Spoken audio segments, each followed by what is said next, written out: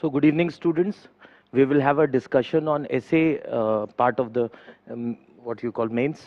So first few basic things that you always need to understand. So before we start with the topic, that obviously ample of literature is available in public domain related to the topic, and you must be like, if you have been thorough with the process and you have appeared for prelims, so substantial amount of information is already there. Okay. But what is important is that first we need to understand the demand, because everything is pure science. It is not like an essay which we write in school or is we write in colleges. Here it is to score marks. The purpose out here is to score marks. So how can we score marks? Okay. So an essay, it can be in any form, and it has a very wide and open-ended topic that is essay is. But here with the demand of UPSC, undoubtedly, there is liberty of what you call liberty of interpretation. So the same essay can be interpreted by different means. Okay, that's perfectly acceptable. But undoubtedly, the approach should be scientific. So there is pure science that is involved, and whenever they are asking questions, philosophical essay, if they ask a question philosophical. So philosophy is also a science, in the sense all the science that have all the science or any other form of information that has come out from the branch of philosophy. For example, you do PhD in sciences, so it is actually doctors in philosophy. So philosophy can be seen as one of the mother of all the other trades of disciplines. So when we write an essay, especially philosophical essay, there is an element of empirical examination and understanding the demand of the exam. So how can we understand the demand of UPSC? The first and foremost thing is that every serious aspirant must be very thorough with the syllabus, because we are here to score marks. That is the only thing. In academics, we present papers, then definitely we have the liberty to put up views and many other things. Here, the demand of examination should be fulfilled so that we score maximum marks. And it is a scientific approach to the essay that undoubtedly will make you score good. Then the second thing is that if philosophical essays are asked, so to what extent we can be, in the sense ki we can be thinking. So it is, few people complain, few students have some issues that thinking, we cannot think much. So thinking can come with the practice.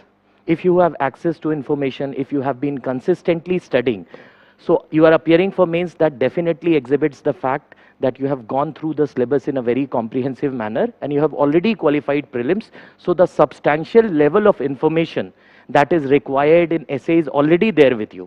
That is why you are facing that stage. So thinking is not something which is, maybe there are some great people who have thought in an entirely different manner and transformed the world forever. But for a UPSC essay, you have ample of information in your end that you just need to apply that thinking. So how will that come? First, you have to go through the syllabus. What is the demand of UPSC? What UPSC is expecting from an essay? And also for GS, undoubtedly, I have been reiterating this in the class also, that for you have to go through the syllabus very comprehensively. That is the first sign of a serious aspirant. So we will very briefly go into what UPSC has prescribed, what UPSC wants from essay. That I'll let you see. After that, then we'll see the topics that have come this year, which have been in debate because of multiple reasons. The pattern that UPSC has changed this time, in the sense that both the topics, section A and section B, both were philosophical. Okay? If they're asking philosophical, that we are prepared for that. But yes, first let's see the syllabus, what UPSC is demanding. So that is the thing. So you see on page number 32 of Civil Services Notification, you will find candidates may be required to write essays on multiple topics. Okay, so this is just a piece of information that they may be required to write essay on 1, 2, 3 topics depending upon the demand of the question paper. Then you have, they will be expected to keep closely to the subject of the essay. So first message which the UPSC is imparting to the candidates is that whatever you write, it must be relevant from the topic. In the essay, you have the liberty to write anything. So that liberty must be constituted in a restrictive sense, because there is a topic. It is very likely, it may happen with many people, that they deviate from the topic. But that scientific bent must be there, that there is a topic, we will closely keep aligned ourselves to the topic. So this is closely to the subject of the essay to arrange their ideas. So first is closely to the subject. Second point is arrange their ideas. So this arrange their ideas in orderly fashion. So the second message which UPSC is giving, that there must be an order. For example, if you are discussing about women in a paragraph, in the same paragraph you started discussing about sports. So if there is a link, women in sports, that's perfectly fine. Otherwise, there are two different. So there must be a conclusive idea that emanates from that particular paragraph. So orderly fashion must be there. There must be a chronology of ideas. So first thing that UPSC expects is you must be very closely linked to the topic that has been asked in the exam. All the time you are writing an essay of 100 to 1000 to 1200 words, you are writing an essay. So definitely you must keep in mind all the time, because it will take hours to write that essay, that every paragraph that I am writing must be relevant to the topic. Second, whatever we are arranging, okay, it must be in orderly fashion. I'll tell you what orderly fashion, what is hidden inside this meaning, that orderly fashion, what can be one of the best ways. Because in essays, we cannot say that what we are claiming is the best. Because there may be students who are coming with exceptionally good ideas. There may be diverse variety of students who sit for UPSC Civil Services examination. UPSC knows very well that somebody is a graduate in metallurgy, somebody is a graduate in fisheries, somebody is a graduate in history, while other people may be graduate in technology, or they can be a medicine graduate. So diverse variety of students are taking this exam. Everybody may have a perception over a topic, but undoubtedly there is a hint that is given by UPSC, orderly fashion. Okay, that I'll be explaining what is that orderly fashion to the best of my ability. I'll try to interpret what is the meaning of this term orderly fashion. Okay, then you have to write concisely. Now this is another very important thing. Essays must be very concise, succinct and precise. It must not get monotonous while evaluating. Just imagine a situation, just one thing, whenever you are writing essay or GS, the person doesn't know what academic background you have. The person doesn't know that you have been topper right from day one. What he knows, you are communicating with the examiner through your answer script. If I do not know you, I get your answer script, I will understand the kind of intellectual bent you have only from your answer script.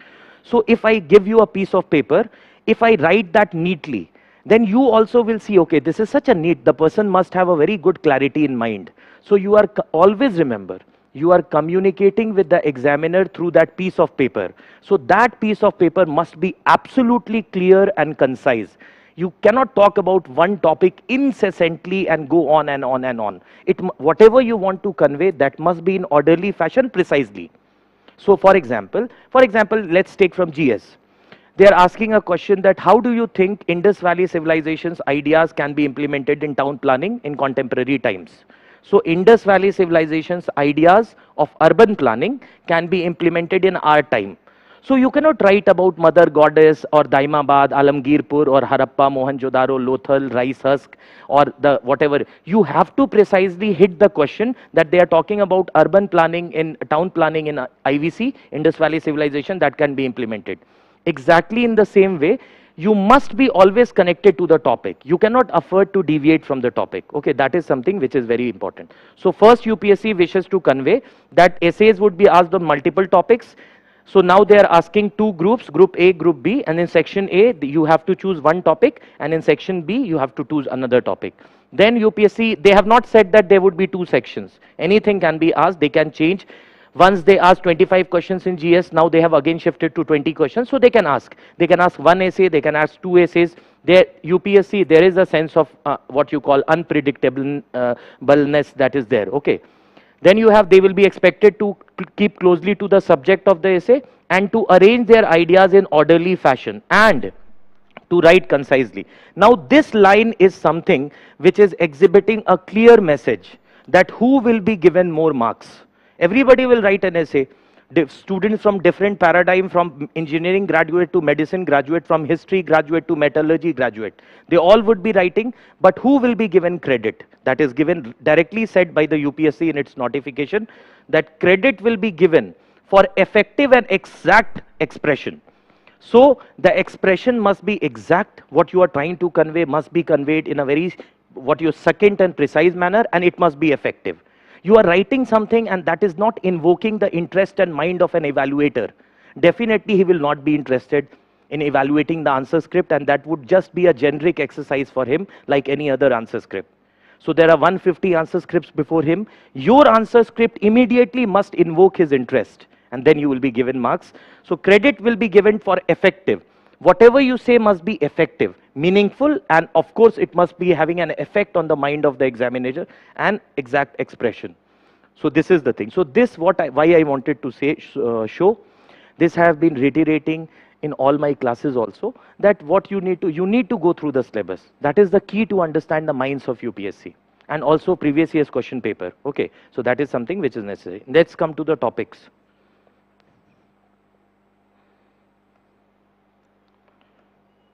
Okay. First of all, I'll briefly talk about the topics. This year UPSC, they have broken the convention. And it has become matter of great debate across. This year they have asked both section A as well as section B as philosophical. So it is UPSC which can do anything, because the syllabus says, never mentions that they will be asking philosophical. Next year they may again go back to the same. Next year they may ask social issues or factual essays in both the part, or they may continue with the same trend of asking two philosophical essays. Okay. So that is something which is very, very pertinent. So there is an element of unpredictability, and that should be always kept in mind, and you must prepare for it. Okay. So we will start with the topic. This time both the sections, section A as well as section B, both the sections, that is section A and section B, they have asked philosophical essays. Okay. Before arriving at a conclusion that about the essay topic that we will be contemplating, I'll be discussing. So before that, why essay paper has been incorporated in UPSC syllabus? There are two things. One, arriving at a conclusion in an objective question. Arriving at a conclusion in an objective question may be backed by information and knowledge. So you may arrive at a conclusion in an objective question even if you do not have the capability to think or act when you are serving as a bureaucrat. But essay is a different domain. A topic is given and white paper is given to you. You have to write anything you wish to. So your whole intellectual, your whole intellectual understanding of the society is tested. What you think about the society and how you would be performing as a civil servant, it tested on a piece of paper. It is not that you are opting for an answer like you do in preliminary stage. So what is important is कि you must be scientifically prepared for this thing. How it can be done? Whatever you are reading in your in your syllabus that is given, GS paper 1, paper 2, paper 3 and paper 4, that is more than enough. Newspapers. Few things you can do. You can treat essay like an optional. Optional in the sense a separate topic. So you may write few essays before attempting the the paper, and before you will be attempting, you write few essays and try to find out how do I react into that, how do I react to an topic that is given to me. First. Second, there are few expected topics that are always asked. Okay, like although this year they have not asked, like economy, health, education, women empowerment, inequality, all these social justice, equity, principle of equity, all these things are repeatedly asked. So you can prepare some quotes, some anecdotes from your personal life. Undoubtedly they are going to help like anything. So that gives a very, very beautiful impression about the examiner. Now let's come to the important point, that is these two topics I have been assigned to discuss with you. That is question number 6, what is research but a blind date with knowledge? This is the first topic that I'll be taking. Second topic is history repeats itself, first as a tragedy, second as a farce. So history repeats itself, first as a tragedy, second as a farce. So these are the two topics I'll be taking. So you know, whenever you get the question paper, in an essay this is always taught. Before you start writing, there must be 15 minutes of contemplation. You must, if you are carrying a pencil, you can just briefly write on the paper and just prepare a framework. Second, that is a very, very prerequisite. Whenever you get a question, you cannot just start writing. You will analyze. So that is the most important aspect, is selection of the topic. That out of group all these, which topics I'll be selecting and how you will arrive at the right conclusion. You will calmly write down a framework, in which topic I am having more material or information at my end that can do justice to the question. So you should give 15 minutes to what you call this, to selecting a topic and writing. And of course, within 5-7 minutes, you'll select a topic and also what all ideas coming to your mind that must be written. In fact, it will be appreciated also. So few basic, 5-7 basic things so that I also don't forget. I have noted down for you precisely. First is selection of the topic.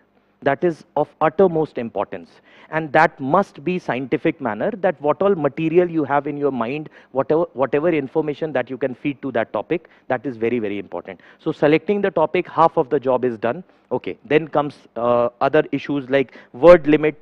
UPSC has been prescribing that you cannot cross the mandate of word limit. Little bit is okay, but I think that the discipline calls for 1000 to 1200 words. That is good. Okay, if you are writing 800, 950 or 1000 words, that also is acceptable. But beyond 1200 is normally 25-30 words may be ignored, but it should not be there. That you will learn by the practice. Okay. Next thing is that dramatize. Okay, dramatize the essay, invoke the interest, and two important things that I'll be taking on the board. That is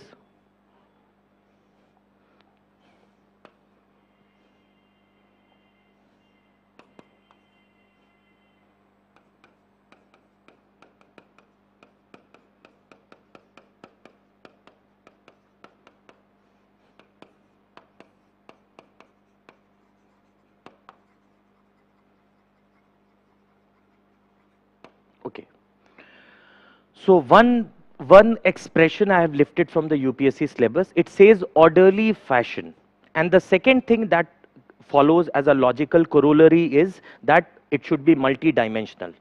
So if you are getting a topic that history is what you call first, if you do not, first time it is a tragedy, second time it is a farce, or research is nothing but a blind date with knowledge, all these things if they are asked.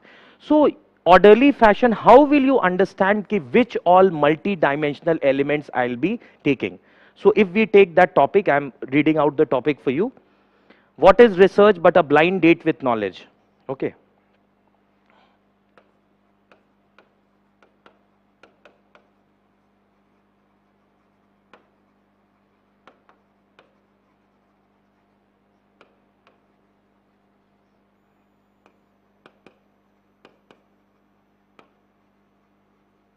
Okay. So how can this be made multi-dimensional? That is a very pertinent question. There is one answer which UPSC itself is giving. Why not follow the chronology of UPSC syllabus? That is the best answer. How can we make it multi-dimensional? Of course, it should be engaging, anecdotes, quotes and all is there. I'll come to the introduction. That is very, very important. So the first and foremost thing, whenever I evaluate an answer script, the first impression is the last impression. So the introduction must be very, very important, and introduction definitely should give an impression of what is going to come. Okay, so how can that it be, how can you express, it is just the trailer that what is going to come. So introduction must be so engaging and what you call must invoke the interest of the evaluator. So you may start with an what you call story, anecdote and all. Story, a short story, anecdote. Okay. Or a quote. This is something. Then, for example, you are talking about what is research but a blind date with knowledge. So then you may, I am reminded of a quote by what you call Karl Marx, when he said, if we knew what we were doing, we would not call it research. Is it possible for us to call it research? If we are doing something and we know what would be the conclusion, then it is not research. Actually, research is a blind date. You are doing something, you do not know what would be the result. You are just experimenting and you may find something new. So you can, for this, a quote that if we knew what we were doing, it would not be called research, would it? So you may start with any such quote, or you may start that you may start with the story of what you call Newton, when there is, this is also a friend of Newton has written this text in which he has mentioned about the incident, okay, wherein the Newton actually experienced that why the gravitational force that is pulling the apple down. And then you have John Walker, who discovered matchstick.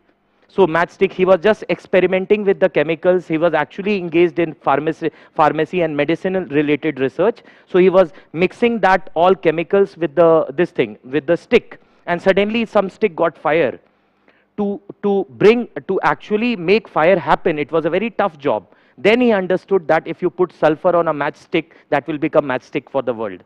Or you can talk about Alexander Fleming, the famous incident where antibiotics were developed for killing bacteria, where he left for 2-3 weeks. He went on a vacation.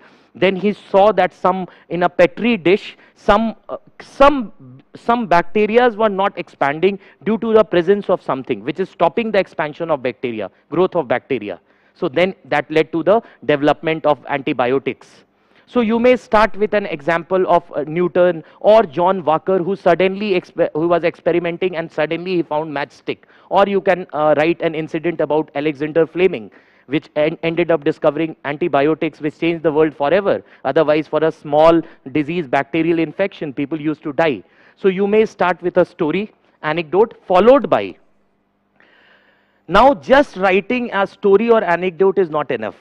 How that story and anecdote is linked to the question, that is also to come in the introduction. That this is the story of Newton, this is the story of Alexander Fleming, this is the story of Newton, Alexander Fleming or John Walker, and all of us, some or the accidental invention, all of us know.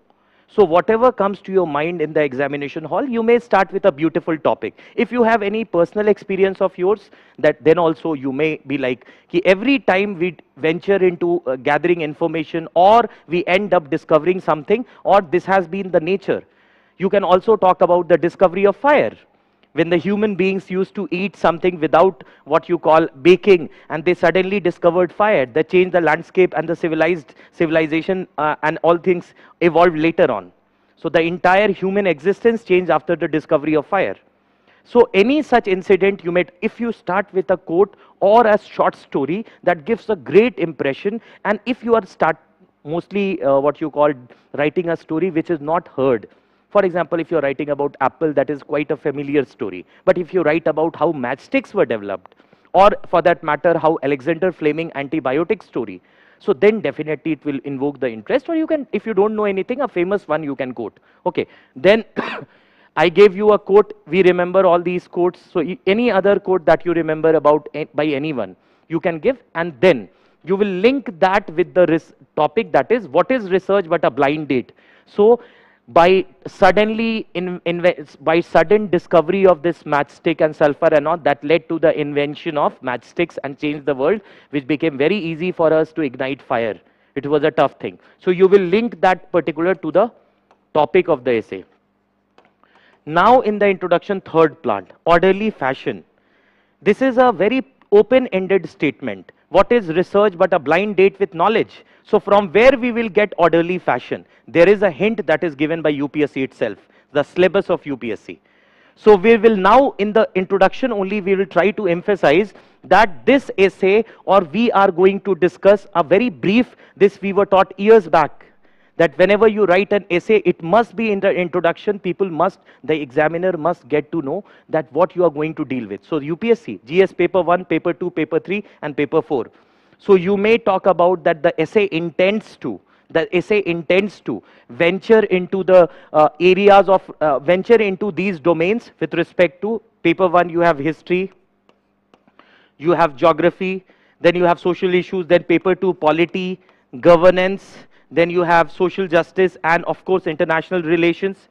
Then you have paper 3, you have science and technology, disaster management, environmental and economics,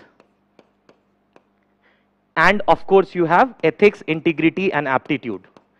So how research, now I will explain you how this topic, we have time, so we will be trying to concentrate, because I have 2 essays to discuss. In this 3 hour, I'll be trying to discuss both the topics. Okay, so if I would have been writing an essay, I would start with a short story or a quote if I remember, that can be prepared also. Immediately I will link that story with the topic, demand of the question.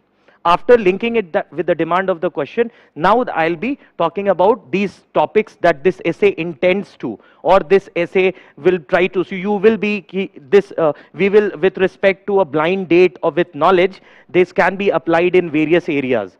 So we have history, geography, polity, governance, international relations, science and technology, environment, ecology, ethics, integrity, and aptitude. So the UPSC itself have lifted orderly fashion for you. Why not follow the fashion? How this has led to the change of ideas in the world in these areas. So an introduction starting with a story and the quote, followed by the relevance of that story and the quote, and then what the essay is expected to venture into the domains of history, geography, polity, governance, international relations, environment. You have what economic and ethics, integrity, and aptitude. So this will be a beautiful way to start an introduction. The examiner will get to know what is going to come. Okay. Next thing is philosophical part. Some of you having philosophy as an optional, undoubtedly they may have know many things. Okay. So, but the UPSC knows very well that a student from Arunachal Pradesh, Lakshadweep, Kerala, Kashmir, Gujarat, all the students from diverse linguistic, ethnic, and of course academic background is taking this exam. So they cannot, like what you call, they cannot say something, they cannot expect everybody to write in the same manner. This is an open-ended question. I'll tell you a short thing. There was a question related to what you call gender related. Gender related, there was a question that was asked 2 or 3 years back, okay, that endangered development is engendered development. In Hindi, it was clearly written with Mahila Shashtikaran and all.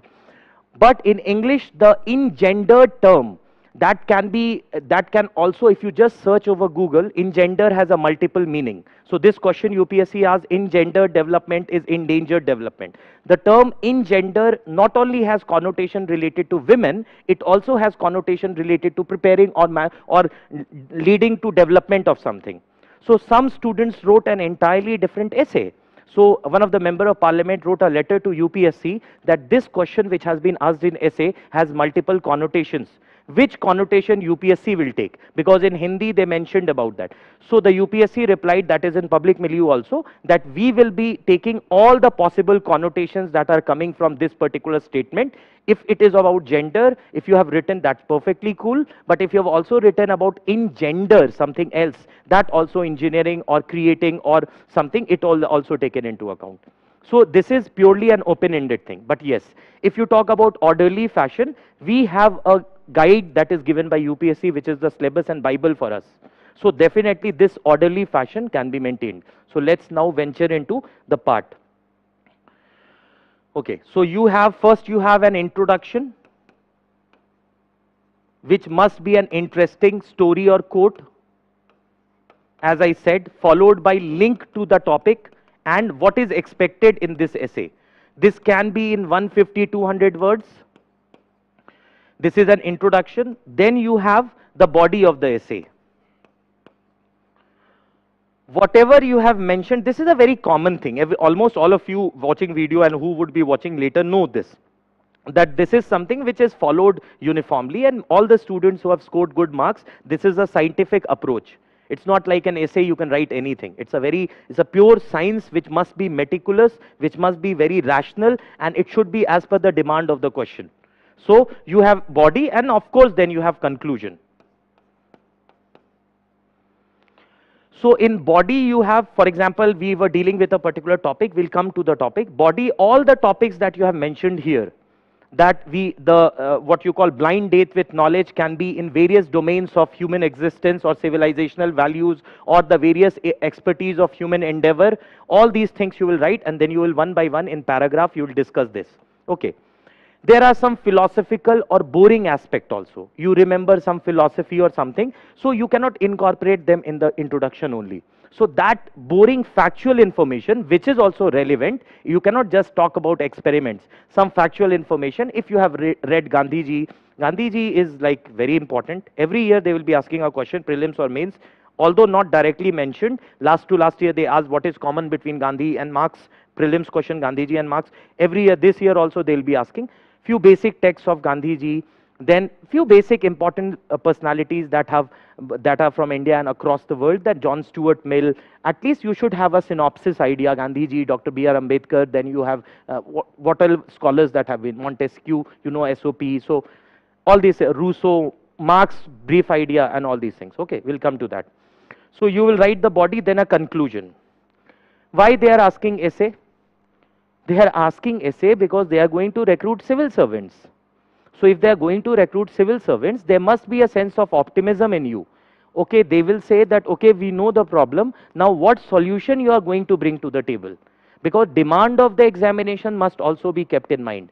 They are writing, they are making students, candidates write this essay, those who would be donning important roles in the country. They will don the mantle of cabinet secretary or other post. So they will be working as collectors, making changes at the ground level. So what positivity you have, without a shadow of doubt, however negative a topic is, it must end on a positive note, and it must end with some suggestions that you are going to bring to the table. So conclusion must be optimistic. And second, whatever you have argued in the body, there must be a conclusive rationality that is coming out of that thing. So conclusion must be very rational, optimistic, and some recommendations that you are giving. Okay, conclusion for me should have a quote also, because anybody who is reading the last paragraph of your answer, of your essay, undoubtedly is now in the position of giving marks. Okay, so this is also very important, that conclusion is extremely important. Okay, so extremely important, it should have your own ideas about way forward. It should also have the conclusion that you have derived from these arguments that you are giving, conclusion, and it can end with a quote also, as a lesson with a quote. So the conclusion and introduction, half a battle is done. If I am evaluating an answer script, this I remember a very senior faculty of ours years back once said, she's a principal of one of the colleges now, she once said that whenever I evaluate a copy, the first impression that comes makes the last impression. So the first introduction is very important, and conclusion is also very, very important. So let's now see the topic that is there at our hand. So we have the first topic, what is research but a blind date with knowledge? Okay. So there is an introduction we have already discussed in body. So the first topic that is there in GS1, since this is an open-ended one, so we must apply science and arrive at an orderly fashion. So what we can write? So what is better to follow the syllabus of UPSC? So the first thing, that is history. Okay, so in the history, you will take history, that is the first topic, that what is research but a blind date with knowledge. Okay, so you will talk about many things. First you have the, what you call that, key in the history, the discovery of fire. Discovery of fire, suddenly it was a research that ended, it was what you call a blind date with knowledge. Okay, so it ended up changing the landscape of the world. So you may talk about this. Then you may talk about also in history the evolution and how we have learned in the entire process, that evolution of many other things, domestication of fire, agriculture. Okay, in the history has changed. Then in contemporary times, okay, so how history has, what you call, suddenly in many times you have what you call the many things that have happened in history have long bearing, which suddenly happened, First World War, Second World War. So this suddenly happened, or any other thing that is that you were just experimenting. You can talk about the discovery of Monsoon, many other important points also I have spoken about, that is with respect to the Big Bang theory. Then you can talk about Newton, other important points also. You can talk about the discovery of fire. One very important thing which definitely must be written, Copernicus. Human beings were under alter ego, that Earth is the center of the entire solar system, and everything revolves around the Earth, because human beings are superior. This was the alter ego. It was Copernicus who first time said that it is not the Earth around whom the entire thing, entire planet and everything revolves. It is actually the sun around which the Earth revolves. So initially I have also read that he was reluctant to publish because he thought that this will be, clergies would be unhappy. So finally he published. So you can talk about this Copernicus, that theory. Okay, heliocentrism we call it. Okay, so you can talk about discovery of fire, agriculture. Then you can talk about Darwin. Okay, so Darwin there was a common belief that the inception of Homo sapiens, that is Homo sapiens sapiens, is by Adam and Eve. But it was Darwin who said for the first time that actually we have evolved from apes, and now that we are still in the evolutionary process. So that is the evolution theory that was given by Darwin. You can quote that also. Another important thing, that there was a common perception about the what you call from religious prism, the what you call the invention of earth, in the sense that how earth actually came into being, who actually creation of earth. So then it was the Big Bang theory which came, that the earth that came by the Big Bang, and it is still expanding. When Galileo also saw through the telescope that there are certain galaxies that are going farther, there are certain galaxies that are going farther from us. So there is a Big Bang theory that the earth is the entire thing, the inception and all these things. There is a Big Bang that led to the creation of earth, and the other galaxies are also expanding. So you can briefly talk about Big Bang. Okay, so we have the discovery of fire. Then you have, I also, because when I was thinking over the topic, I as a human being, I would write down what all topics, what all points I would be writing as a human individual. So this is the framework that I thought would be the best. Undoubtedly there are better ways to write, but I thought that in the absence of something, why not follow the demand that the UPSC is having in all those papers. So we'll follow first historical perspective. So you have discovery of fire, agriculture. Then you have agriculture made human beings settle. Once they started settling, then other socio-economic perspectives started coming: marriage, kinship, economy, ownership of wealth, domestication of animals related to agriculture, then leadership qualities, everything. Okay, undoubtedly economy has been one of the major things for evolution, because in every civilization economy has been a major important aspect which has what you call affected culture and other perspectives. So if you ask me in historical, we may talk about fire discovery, Copernicus, neuter, domestication, all these things. Okay, one other thing which we can bring as an Indian is Gautam Buddha. So it was Gautam Buddha who left his home, who was under the tree. So he meditated for long, and finally he got the knowledge, okay, and gave 8 Ashtanga paths, different paths of salvation. So you may also talk about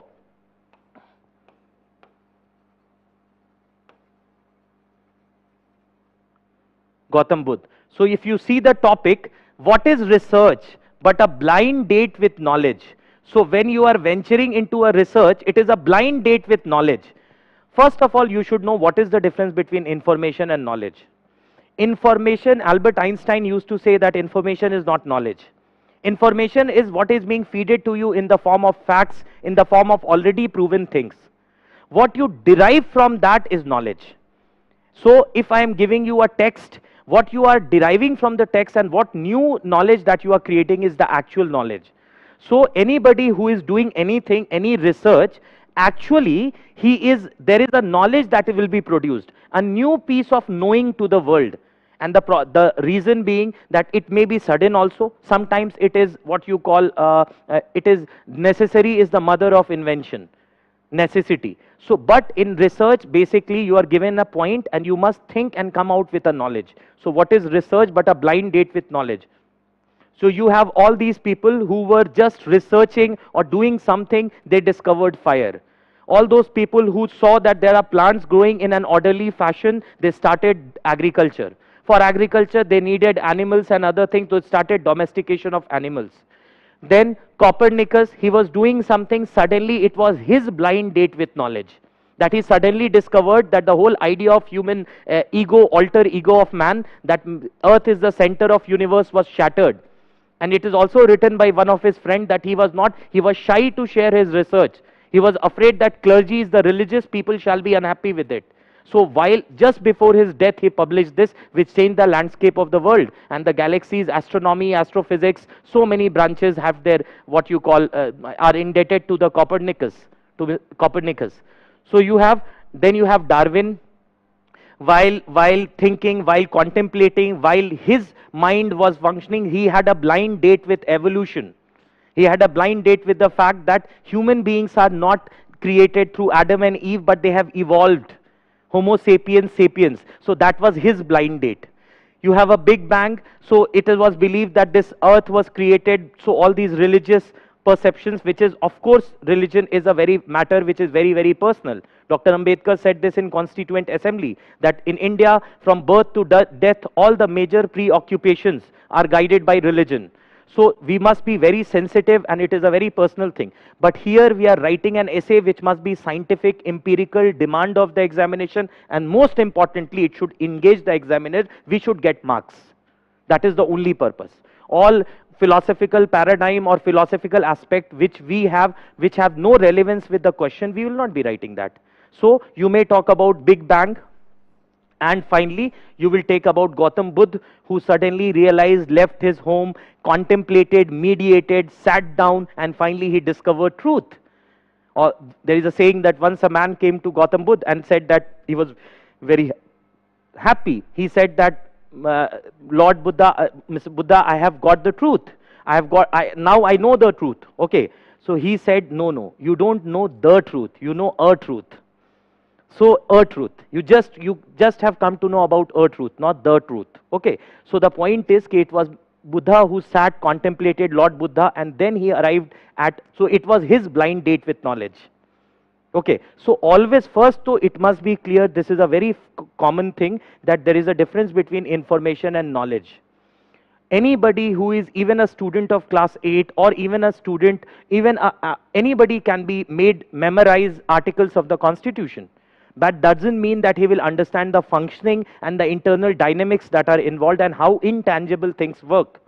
On paper, it is the idea which emanates much beyond the paper. So knowledge is something which is being produced out of that information, and there is a fair distinction between knowledge and information, and very clearly Albert Einstein has been very emphatic about this thing. Okay, key information, do not treat it as knowledge. And there is a saying also that, tell me something which is not on Google.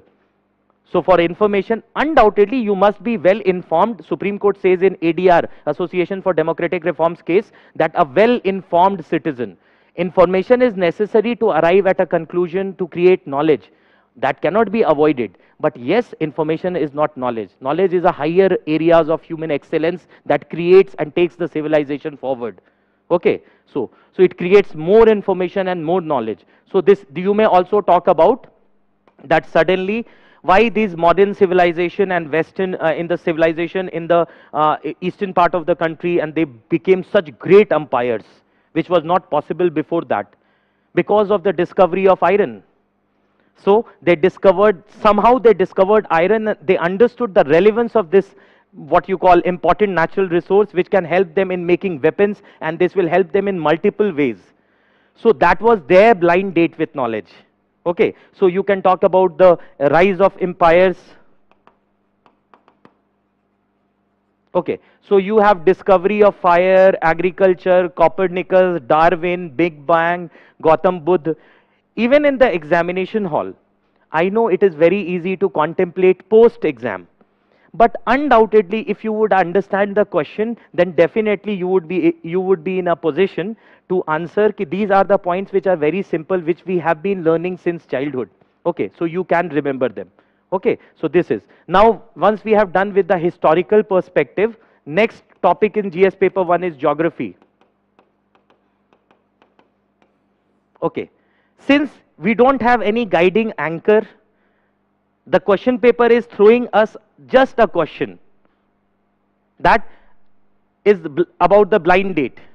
Okay, so research is nothing but a blind date with knowledge. So we should find ourselves a scientific way to approach, so we'll follow the syllabus. That is geography. What is the most important thing that happened? Discovery of monsoon. There were no mechanized boats. There was no mechanized boats. In 1st century AD, it is written by unknown Periplus of Erythraean Sea. Somebody discovered that certain set of winds travel towards India in the month of May, June. And the same set of winds retreat from India in the month of October, November. So there was no connection. There was northwestern conquest. People used to come from northwest, and there was northwestern conquest. There was no sea route. So why we recently, when we started Project Monsoon few years back, to reignite India's connect with the outside world. Why we opted for the term Mausam? Because Mausam comes from the term monsoon, which means reversal of winds, which is an Arabic term. Okay, so this was in 1st century AD. It was realized for the first time that certain set of winds are traveling to India, and the same set of winds are retreating in the months of October, November. So there started India's interaction with the outside world, when the traders and the merchants from eastern part of Africa and West Asia started coming to India with the onset of monsoon. They used to stay here, trade, and all these things, cultural exchange. They even started marrying. Religion also was expanded, and multiple things. So it is said that the first mosque was built in Kerala. So that was the time with the discovery, although because of this, although it was in 6th century AD later, but the discovery of monsoon changed the entire cultural, economic, sociological and other landscape. People used to start interacting, continental interaction started. So you will talk about the discovery of monsoon. Because the boats would not move normally, they don't have mechanized boats, so the boats would be moving with the wind, and they will return with the wind. So with oncoming monsoon they will come, and retreating monsoon they will go. This was the discovery of monsoon, which was a blind date with knowledge, human beings blind date with knowledge, that led to multiple ramifications. So first example is monsoon. You see how beautifully you can write. All these things can be written in various paragraphs. All these things can be written in various paragraphs, and you can very easily arrive at 1000 words, that is 1200 words, that is the requirement. In fact, if you write judiciously, then definitely what you call, you have to curtail beyond, within the limit. Okay, because many things can be written. We can easily conclude 1000 word, 1200 word is nothing. When we see which open our question into multi-dimension is necessary. Any topic you are talking about, if the demand of the question is something which will take you to, if the demand of the question allows you to make it multidimensional, sports, science and technology, geography, history, philosophy, women empowerment, social justice, equity, governance, the role of media, any way you can change the tilt your essay. Otherwise, somebody will be writing about, for example, research. He will be talking about science only. All these things happened, this person discovered this, person invented this person discovered this, he invented this. So this will be boring, but multidimensional would be good. So second is geography. Geography also, if you see, second important thing after monsoon is the routes. From Vasco da Gama, Christopher Columbus, Amerigo, after him the America is named. All these people, they were not very sure about the discovery of the place. Some of them went on a different discovery, and they discovered something different. So that discovery of routes led to further colonization or further interaction between every discovery has positives as well as negatives. Undoubtedly, it opened the mind of human beings, and they interacted, exchanged ideas, made world a better place to be. So the discovery of routes, Vasco da Gama, then Christopher Columbus, all these you can talk about.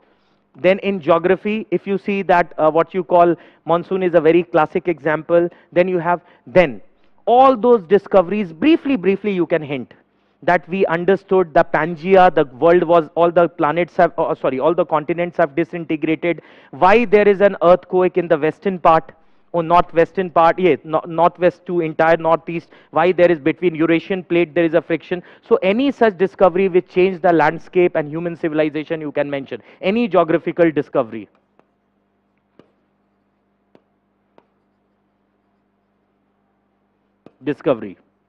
Okay, so we have historical aspect. These all were nothing but blind date with knowledge. So we are still sticking to the demand. What is research but a blind date with knowledge? So all these historical people or civilizations or collective groups, they went on blind date with knowledge. Then you have geography. This was human beings blind date with knowledge. Okay. Now you can talk about polity. Polity, it was never believed that human beings can be equal. Can there be common civil and criminal laws? There would be aristocrat class. Okay, so the aristocracy would be, they never believed that we all would be subjected to same laws of the land. So rule of law something, so somebody had the blind date with the idea of rule of law. A.V. Dicey. Somebody started the movement and Magna Carta came in 1215 AD. So, and then somebody had the blind date with knowledge, rule of law. And some people started protesting, which later on went to what you call polity. We can talk about exhaustively. Some people protested. Later on, it became French Revolution, and the world got to know about liberty, equality, fraternity. So there are so many ideas which were necessitated suddenly due to the situation, or suddenly humans discovered that. Okay, so you can talk about the Magna Carta, which is called as the oldest constitution of the world, although the first written constitution, that is of United States, okay, but this is the oldest constitution, and that is Magna Carta 1215 AD. Then the French Revolution gave to the world liberty, equality, fraternity. So revolutionaries never thought that this is about liberty, equality, fraternity, which will ultimately become such an idea to be incorporated in all the constitutions of the world. कभी नहीं सोचा होगा उन्होंने कि our revolution would become so big that constitutions and generations to come would engross with themselves, and they will love the idea of liberty, equality, fraternity that is there in the preamble to Indian Constitution. And the idea is reflected, pervades through fundamental rights and directive principles also. Article 38, social, political and economic justice. So many things are there, and preamble, of course, liberty of thought, expression, belief, faith, worship. So you have Magna Carta, then you have liberty, equality, fraternity. These people had their blind date with knowledge. Okay, next. When the Western European powers, they used to colonize America. So 13 colonies of North America came together and signed an agreement, and they established United States of America. So this was the experiment. How can there be a federal central government and state governments also? This was an experiment, and that gave to birth to the federalism. Still, there is no agreed definition of federalism. There is a difference between federalism and separation of powers. Separation of powers is something which is given by Montesquieu in his book Spirit of Laws, published in 1748. Federalism was an experimental idea where 13 colonies, fed up of Western colonial imperialism by Western European nations across the Atlantic, they came together and signed an agreement that we will establish a central government, a federal government that will save us from Western European, and our United States of America would be there. And now you have 50 states plus the capital, that is Washington District of Columbia, DC, which does not come under any state. So the idea of federalism was not given by a person. It was necessitated by the contemporary demand of the time. So without a shadow of doubt, this whole idea of federalism, now you see the logical arrangement of dual polity, division of powers between center and state. The federalism is something which accommodates diversity. India is not a land of melting pot, where all the cultures come together and they make one. If you are making a soup, you are taking 7 ingredients. Finally, you will be having only one ingredient, that is soup. So India is not a land of melting pot where all the cultures come and lose their identity. India is a land of salad ball, where all cucumber, onion, tomato, all these things, they stay together without losing their identity. So the spirit of diversity is reflected in federalism, and on 11th March 1994, S.R. Bomai, the Honorable Supreme Court has also ruled that federalism is the basic structure of the Constitution, which pervades through the spirit of Constitution. The whole discovery of federalism gave a new, what you call a new paradigm to political development, that the country can have a dual polity with division of powers and an independent judiciary. So this was humans' blind date with knowledge in the field of polity.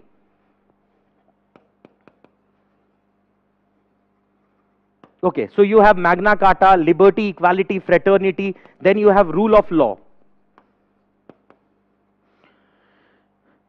The concept before Magna Carta was Rex is lex, king is law. So it is the king who is the law. But few people resisted, said no, king cannot be the law, lex is rex, it is the law which is the king. And later on came British jurist A.V. Dicey, who says it is rule of law and there must be supremacy of the Constitution and equality before law. Just by having rule of law is not enough. Everybody should be equal before law. Then it was his blind date with the idea of rule of law, which changed the world. You see, other than civil laws, there is a uniformity in criminal laws, more or less. Application. Although we have certain provisions, Article 371A related to Nagaland, we have 6th schedule, autonomous district councils which can constitute courts. There is a sense of diversity that is reflected. Article 371F, we have Sikkim, many other incorporations are there. India is an asymmetric federalism. That's a different thing. But in criminal laws, we have uniform application irrespective of the religion. Civil laws, Article 44 mandates the state. It's a different debate. But yes, the idea of rule of law is and principles of natural justice, all these A.V. Dicey's blind date with knowledge, which changed the world. He never thought that rule of law he is creating for India. Or Magna Carta, the people who had this first time, the idea of Magna Carta, they never thought that this they are creating for other countries. But this is a charter which restricts the power of the king. King can also be restricted. 800 years back, it was unthinkable that how can you restrict the king? King is he is the divine, he is the representative of what you divine. So he is Raja. So how can you but then also they had this experiment, and now there is no king. India is a republic where sovereignty is divided. There is no there is popular sovereignty and there is no privileged class. Head of the state is an elected person. So the whole idea of Magna Carta, whole idea of liberty, equality, fraternity, this French Revolution was a blind date with knowledge. This whole federalism, the necessity of 13 colonies of USA finally created a political blind date in the field of polity, setup of government, and finally rule of law. So and there are many other experiments, confederation, federation, we have been inspired from. And John Stuart Mill, how can we forget him? John Stuart Mill, who talks about negative, positive liberty. Never it was thought that there is a sense called liberty. Now it is understood that liberty is responsible use of freedom under rule of law. You cannot disturb someone unnecessarily. The state has a limited connotation. Okay, liberty. Key, there is an inviolable part of human existence. And finally, there is liberty and fundamental rights. It is not largely known that fundamental rights, Bill of Rights, were a result of compromise between federalists and non-federalists in USA. When the US federal government came into being, many people thought too much power is being given to the federal government. So let's do one thing, let's restrict the power. While the federalists believe that no, this power is necessary to stop any further invasion from the Western colonial European powers.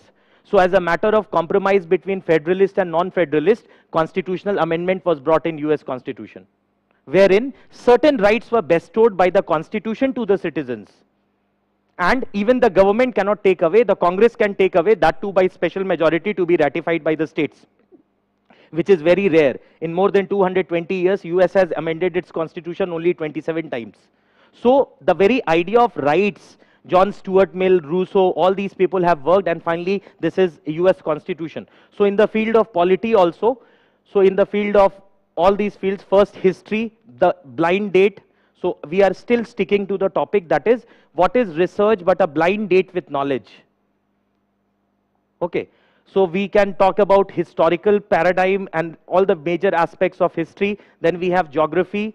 You can discovery of monsoon, and these are very basic things which we all know. We can recollect them in the examination hall if you have gone through all the 4 papers. So after this polity, we have international relations.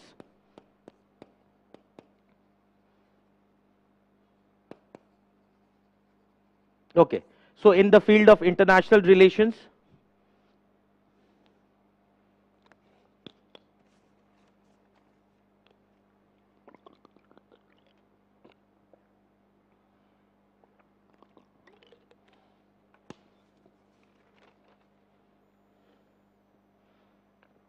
okay, so first of all, when you are talking about a paragraph, the world understood the relevance of diplomacy. What is diplomacy? Diplomacy is an art of communication. Diplomacy is simply an art through which you solve problems through negotiation rather than war.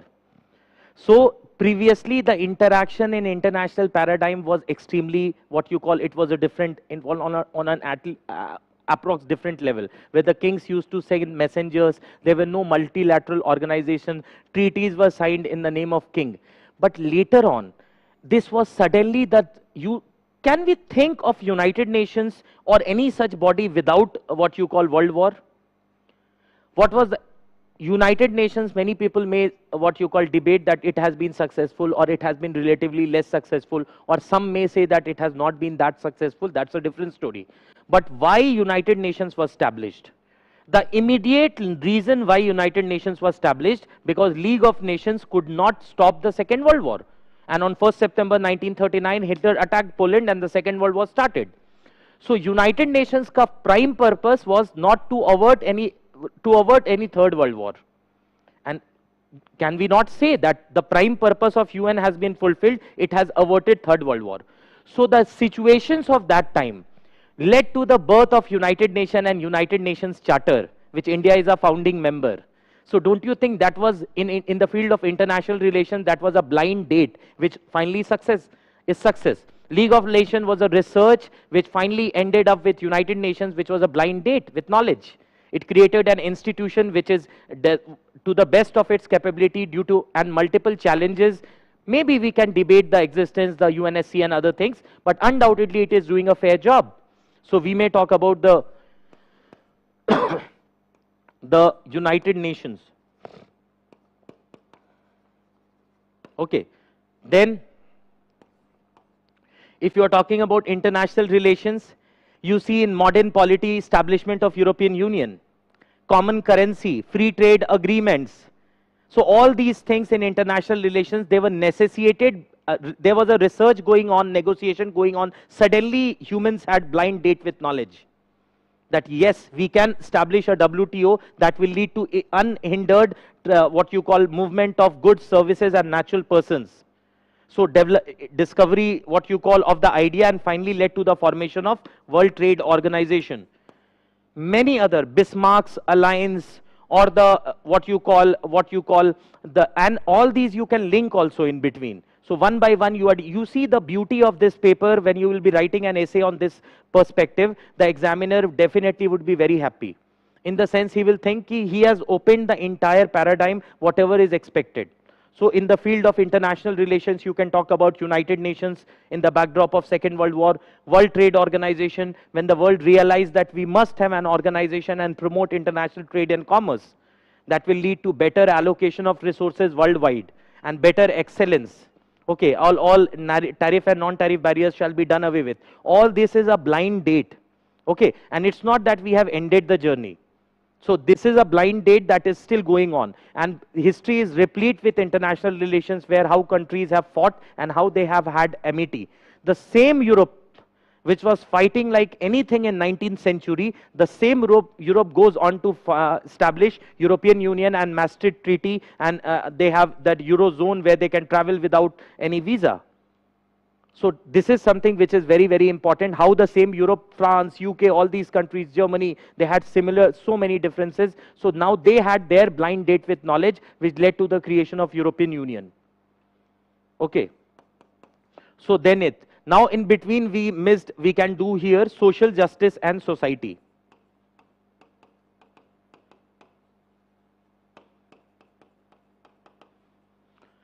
Here though we can talk for many. So you can talk about suddenly an idea came, for example, non-cooperation movement. So non-cooperation movement was what you call, in the sense कि it was that announced that we will not cooperating with a force that is unethical, non-democratic in nature. So it also called for boycott of government colleges, schools and all. That led to what you call many governmental Swadeshi colleges and schools came into being during that time, and they are still functional. They are still functional.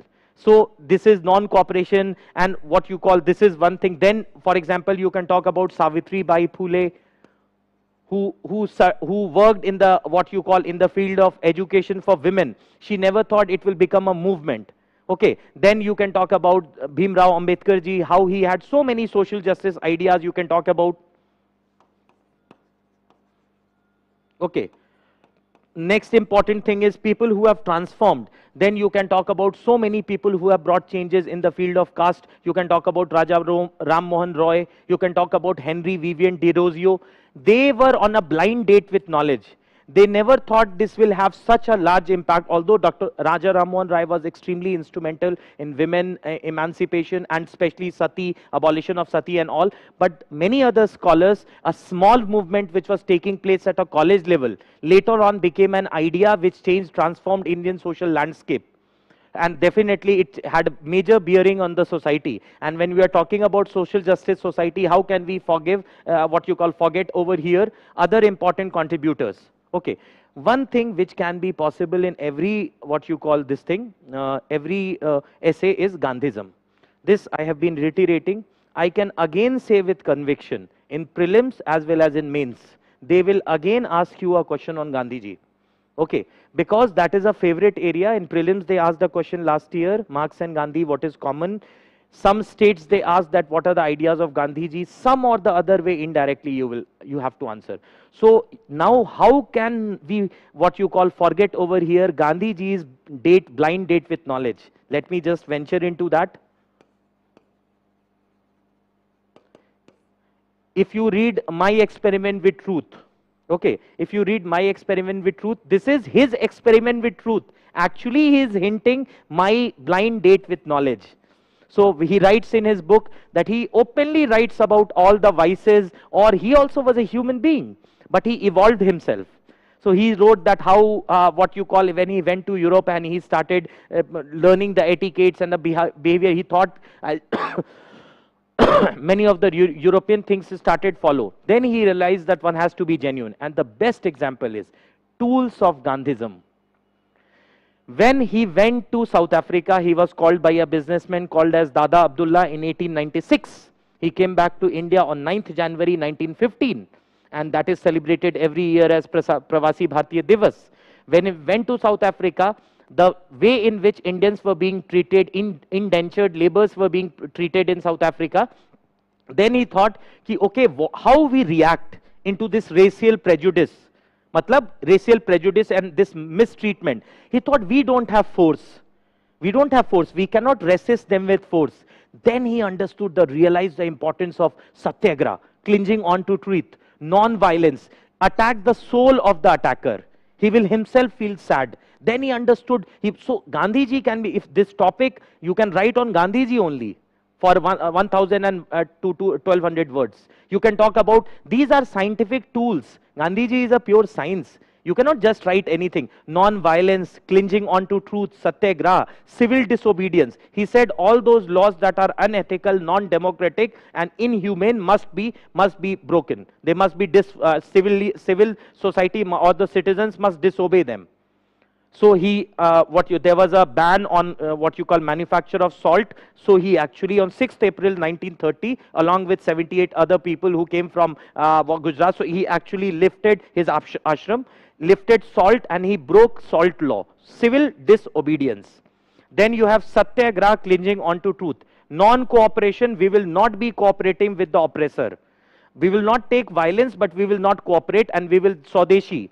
The call of Swadeshi. So all these tools that he employed in India, suddenly he came to India and got to know that these tools, he practiced. You read My Experiment with Truth. So these terms and these ideologies he learnt in South Africa. He writes that all these tools and techniques we learnt in South Africa, and then I employed them in India. And then I enjoyed the success that we got in South Africa. So these tools of Gandhiji, these tools didn't come overnight. That was his blind date with knowledge. While he was experimenting how to beat the Britishers in their own game, and also at the same time being ethical and non-violent, then he discovered the tool of fasting. If you sit on a hunger strike, it is going to affect him. If you do not obey the laws that are inhumane, that is going to affect him. If you are not going to cooperate with the oppressor, anybody who washes the clothes, anybody who does any service will not be cooperating with the Britisher. They became helpless. What can we do? How can we carry on our day-to-day life? So tools of non-cooperation, satyagraha, then you have civil disobedience, going on fast, all these, and there are many other things which he writes in Hind Swaraj and My Experiment with Truth. He also evolved. So it was my experiment with truth, his experiment with the blind date, his blind date with knowledge. So you may talk about Gandhiji also over here. So if you see the question, the demand of the question, Let's again go to the question. So again it is, what is research but a blind date with knowledge? So research is something, research is like nothing which you are what you call very sure about getting the conclusion. You are searching it and you are researching it. You're not sure about the conclusion. You may have something in mind, you take a hypothesis, it may go wrong. And who can be a better person than Thomas Alva Edison, who said that however many times I failed my invention of bulb, every time I found a new way to arrive at a conclusion. So who is not? There are many people. History is replete with examples when people have failed. Our freedom national movement, the very organic nature of our constitution is to adopt. It is our blind date with the time. So it is our blind date. We add new things so that we understand. Through our experience, we learn many things. We needed tribunals, so we brought Article 323A. We needed special officer for linguistic minorities because linguistic minority states were not being classified on the basis of language before. So we added Article 350A and B, special officer for linguistic minorities, through 7th constitutional amendment. The constitution as an organic one is also an example of a blind date with knowledge. So you can put various aspects. So we have what is research but a blind date with knowledge. So I tried to discuss history, geography, polity, international relations, social justice, Gandhiji. So all the tools of Gandhiji that he experimented in South Africa and later employed them in India. When he landed on 9th January 1915, he said, he announced that next 2-3 years I will not be going anywhere. First I will be touring India. I will not be joining any particular party for next 1 year at least. I'll be touring India. And he toured India extensively. Before that also he writes that he attended few Congress sessions. He writes in My Experiment with Truth. So he wrote certain, but he toured India. He understood the issues. And he later on he gave away wearing those cloths. He recognized himself among the masses. So, and Swadeshi, the call for Swadeshi. So all these things, these tools didn't come to him suddenly. Through experimenting, he got to know, and this was his blind date with knowledge. Okay, so you can talk about Gandhian tools like Satyagraha, clinging on to truth, non-violence. All these things he also practiced in South Africa. Then you have civil disobedience. Then you have what you call non-cooperation.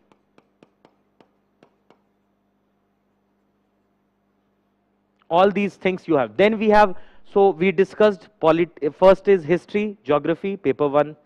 Polity, social justice, international relations, and governance. You can talk about corruption, how through we have brought Lokpal and Lokayukt Act also to improve the issues that we were facing related to corruption, which still is a major issue. Okay, that's a problem that we must acknowledge, but definitely the government and all the civil society organizations in a democracy, they function, and there are certain challenges which we are overcoming, and we have overcome a lot. Okay, so all these important things you can talk about: governance, then social justice, Gandhism, then come to environment.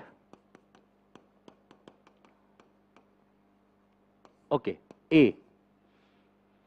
So initially, till for that matter 1930s, 40s, we thought that we have enough resources. Population is, why do we study economics? So that there are less resources, more human beings. So to manage better allocation of resources, we study economics.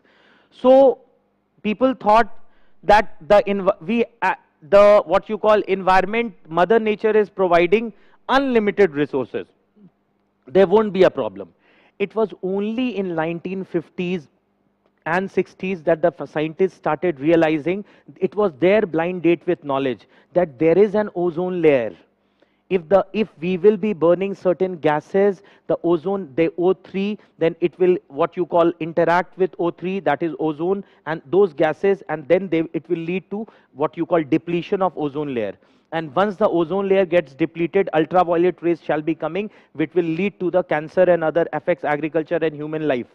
So this was their blind date with knowledge. And then United Nations Environmental Program, then you have so many things. You have Wildlife Act in India, Environmental Protection Act, and so many steps. Montreal Protocol, we all know, na? Montreal Protocol is one of the most successful climate treaties in the world. It is successful. Intergovernmental Panel on Climate Change reported in 2014 that a great deal of ozone layer that got depleted, we have regained it.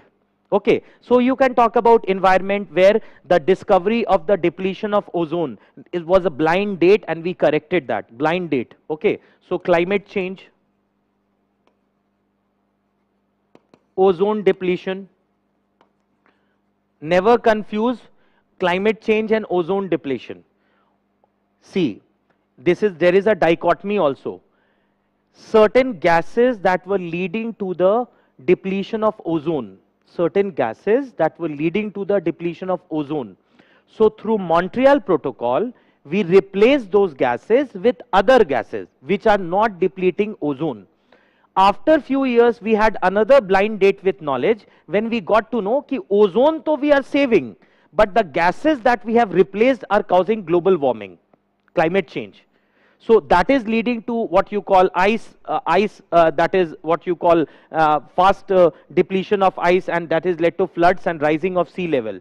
So if we are going to save ozone, and by replacing it with other hydrofluorocarbons, chlorofluorocarbons is replaced with hydrofluorocarbons, these gases are causing climate change. So ozone will be saved, we will be saved from ultraviolet rays, but in the process the global temperature will rise, melting of ice, rising of sea level, that will affect the low-lying levels and floods and all these things. So that was a later date with knowledge, the dichotomy between ozone and climate change. And finally, we have replaced all those gases which were replaced by Montreal Protocol. Those gases were replaced by other gases, and these other gases have also been replaced now, so that we attain both the objectives of restoring our ozone, we have been successful, and also stopping climate change. So climate may you can talk about this. Then in disaster also you could have talked about many other things, but ozone depletion we have been successful. This has been our blind date with knowledge. Then Kyoto Protocol, annexure countries, non-annexure countries, common but differentiated responsibility, all these were new ideas given to the world. So all these you can write about, that this was human beings on international level blind date with knowledge. And the Kyoto Protocol, now the Paris Agreement that was signed, and why what you call shall and should, Article 12, and you see other articles of Paris Agreement, how the experience of Kyoto Protocol have been incorporated. So now you have so many things. So you can talk about that the climate discourse is also blind date with knowledge. We started researching, then we had certain United Nations Environmental Program conferences. This finally led to Kyoto Protocol, and now you have Paris Agreement. Okay, and you also have sustainable development goals and all these things. So you can talk about that climate. Okay, so you see, dear students, we have a wider milieu of subjects that we can cover in this topic. I'll be venturing into the second topic also, because we have 3 hours and we have to cover both the topics. So just you have discovery of fire, agriculture, Copernicus, Darwin, Big Bang, Gautam Buddha, rise of what you call empires, and all these things you will talk about due to metal, discovery of metal resources. Then you talk about geography, how this blind date changed the interaction of the global community, and now we have world is a global village. There have been civilizational interactions, and now the international boundaries are getting blurred. The ideas are transmitting from one place to other. Okay. So you are Magna Carta. Isme you can also add one more thing. There are many points.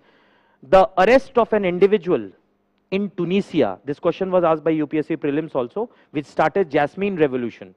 One person was arrested in Tunisia. There was a post, Facebook post. So many people started protesting, and this Tunisia, this arrest of one man led to the idea of democracy. Egypt, Syria, Libya, all these countries, it spread like a wildfire. So this can also be the thing. Okay.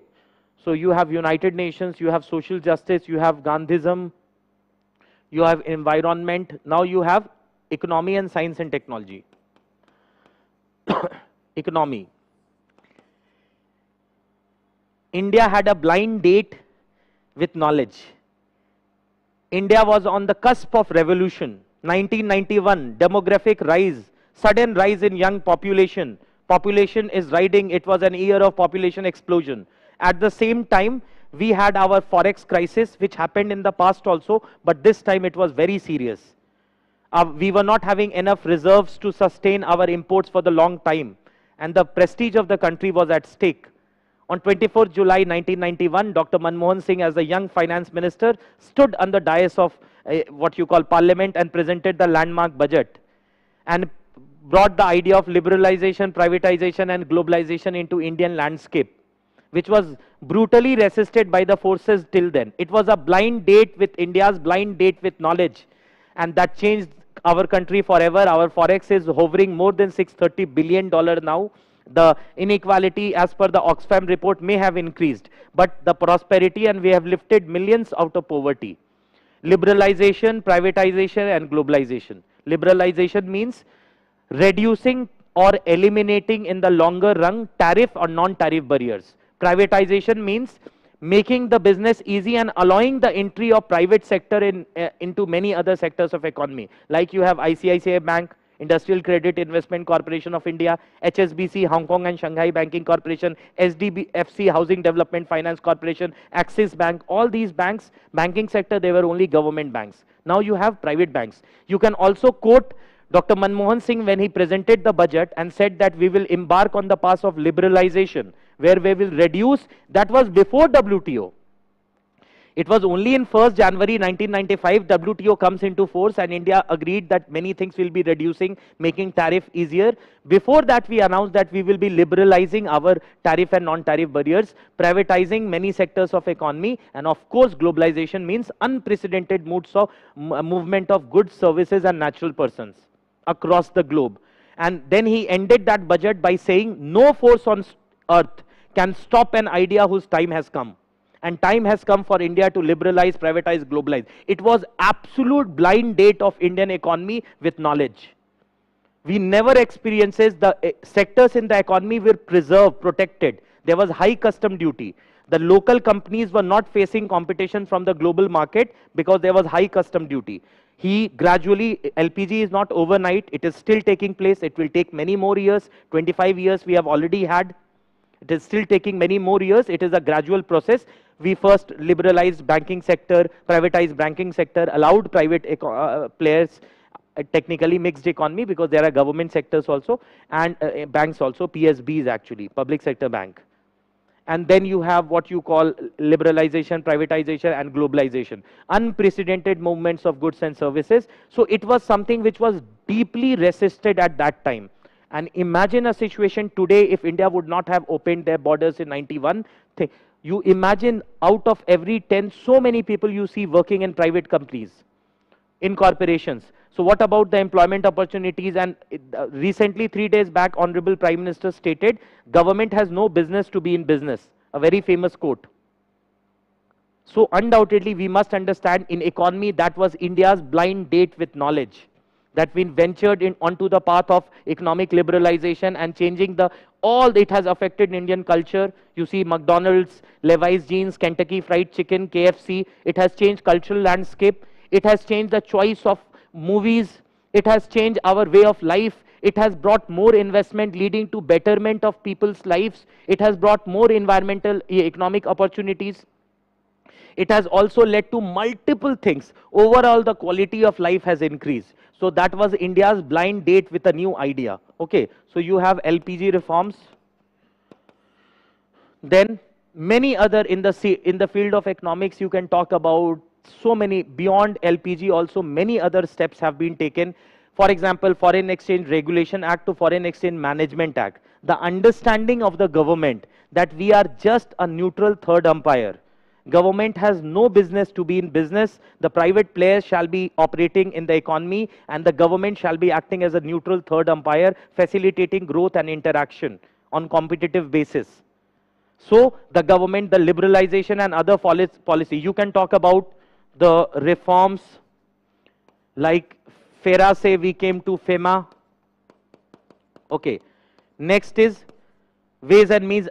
The government used to ask RBI, you print money and will, so it used inflation. So now you have so many things, the government responsibly that it will pay interest even if it takes money from RBI, and you have fiscal responsibility, Budget Management Act, GST. a special sitting was called, a constitution amendment was passed, and most importantly, when it came GST, there was an address and so many things. So actually what happened, 101st constitutional amendment, it was India's blind date that led to economic integration. And you see 2-3 months back, indirect taxes have surpassed direct taxes. Indirect taxes have surpassed direct taxes. Every year you read economic survey, 5 contributors to governmental tax kitty. It would be personal income tax, corporation tax, and then it would be indirect taxes. There are many things which custom duty and all. Now indirect taxes is surpassing direct taxes. So was it not Indian economy's blind date with indirect taxes, where all the indirect taxes have been subsumed except 5: aviation turbine fuel, liquor for human consumption, motor spirit, commonly known as petrol, then you have natural gas and diesel. Other than these 5, all the indirect taxes have been subsumed. So GST also is India's blind date. Okay, so you can open the question into various what you call fields. So you see how much we have tried to this. In between, whenever you are preparing, I personally believe that whenever you get a philosophical essay, anything that is tough must be celebrated like anything. Anything that is tough must be celebrated. The moment you get a tough question, you must celebrate 2 kg sweets. Now it is not for anybody who is just somehow managed to the mains. You have studied, it will give you benefits.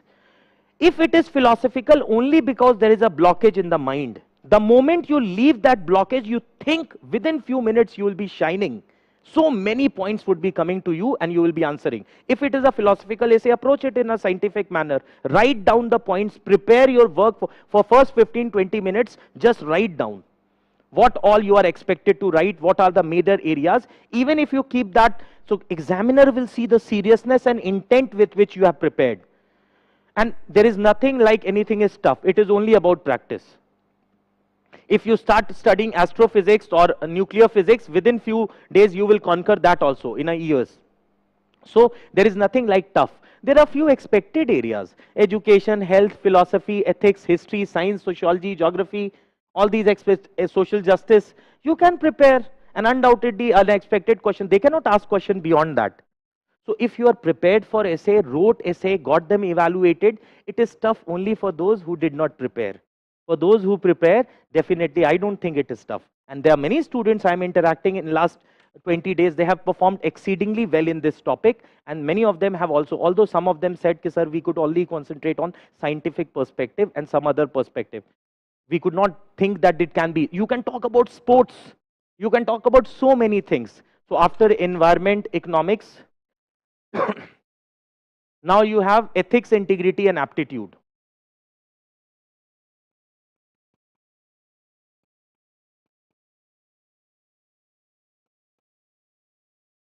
Okay, ethics, integrity and aptitude. So in this ethics, integrity and aptitude, what is required to know? What are the ethical practices that were discovered first, but once they were discovered, it was understood that they are very relevant. So how Lokpal. So the world didn't knew, democracies didn't knew the concept of Lokpal, that governmental parliamentarians and executive can come under the jurisdiction of Lokpal.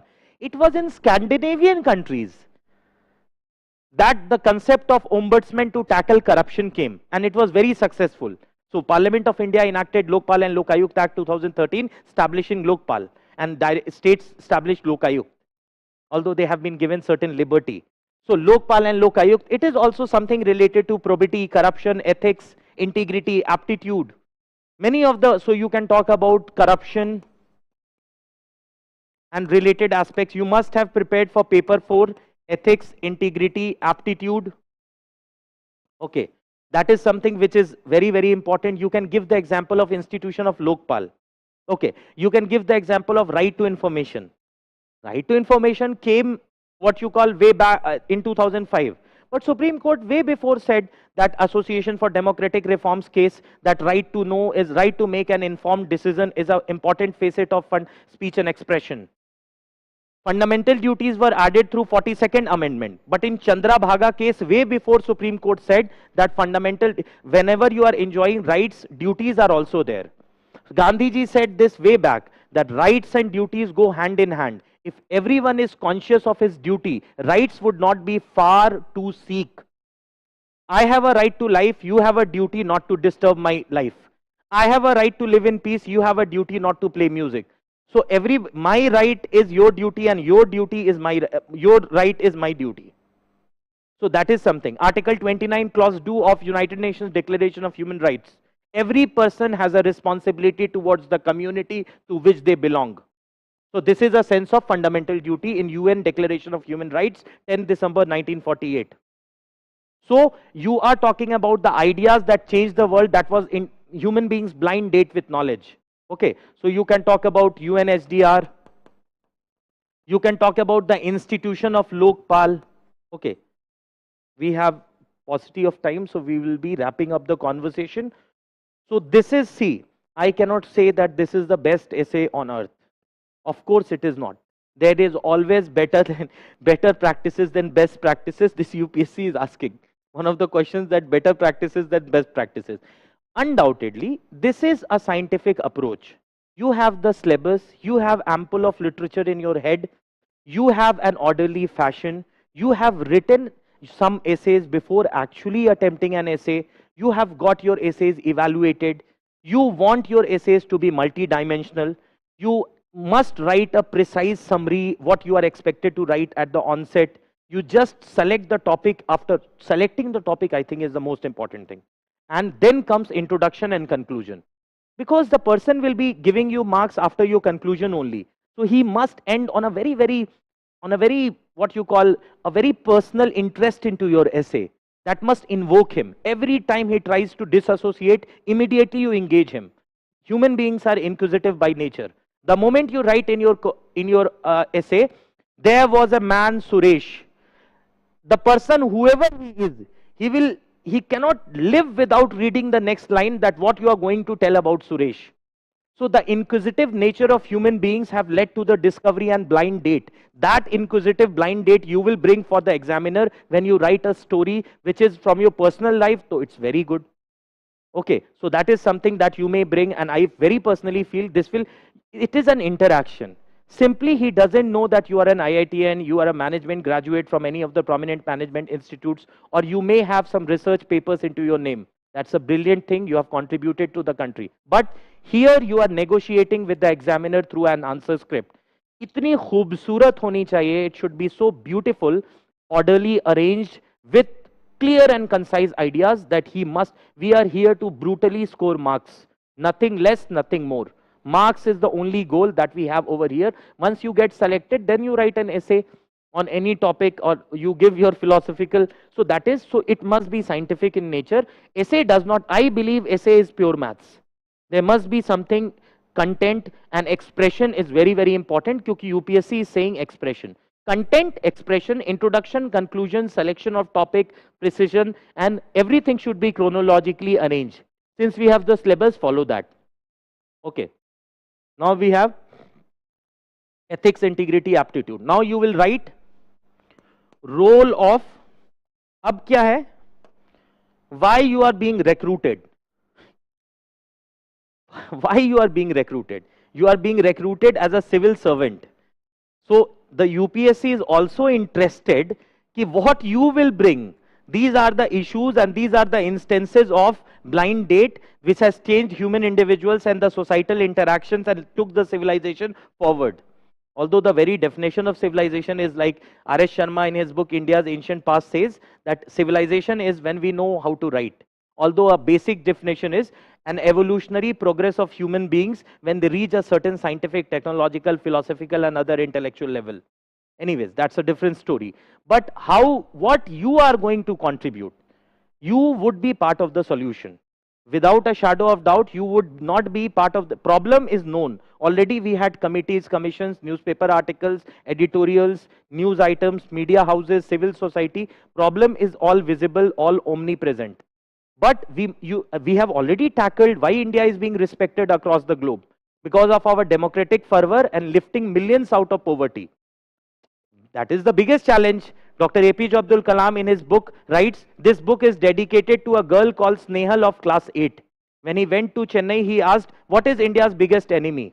Everybody in the class answered, different, some China, some Pakistan, some unemployment. A girl said poverty. He dedicated his book to that girl. Poverty is the biggest challenge.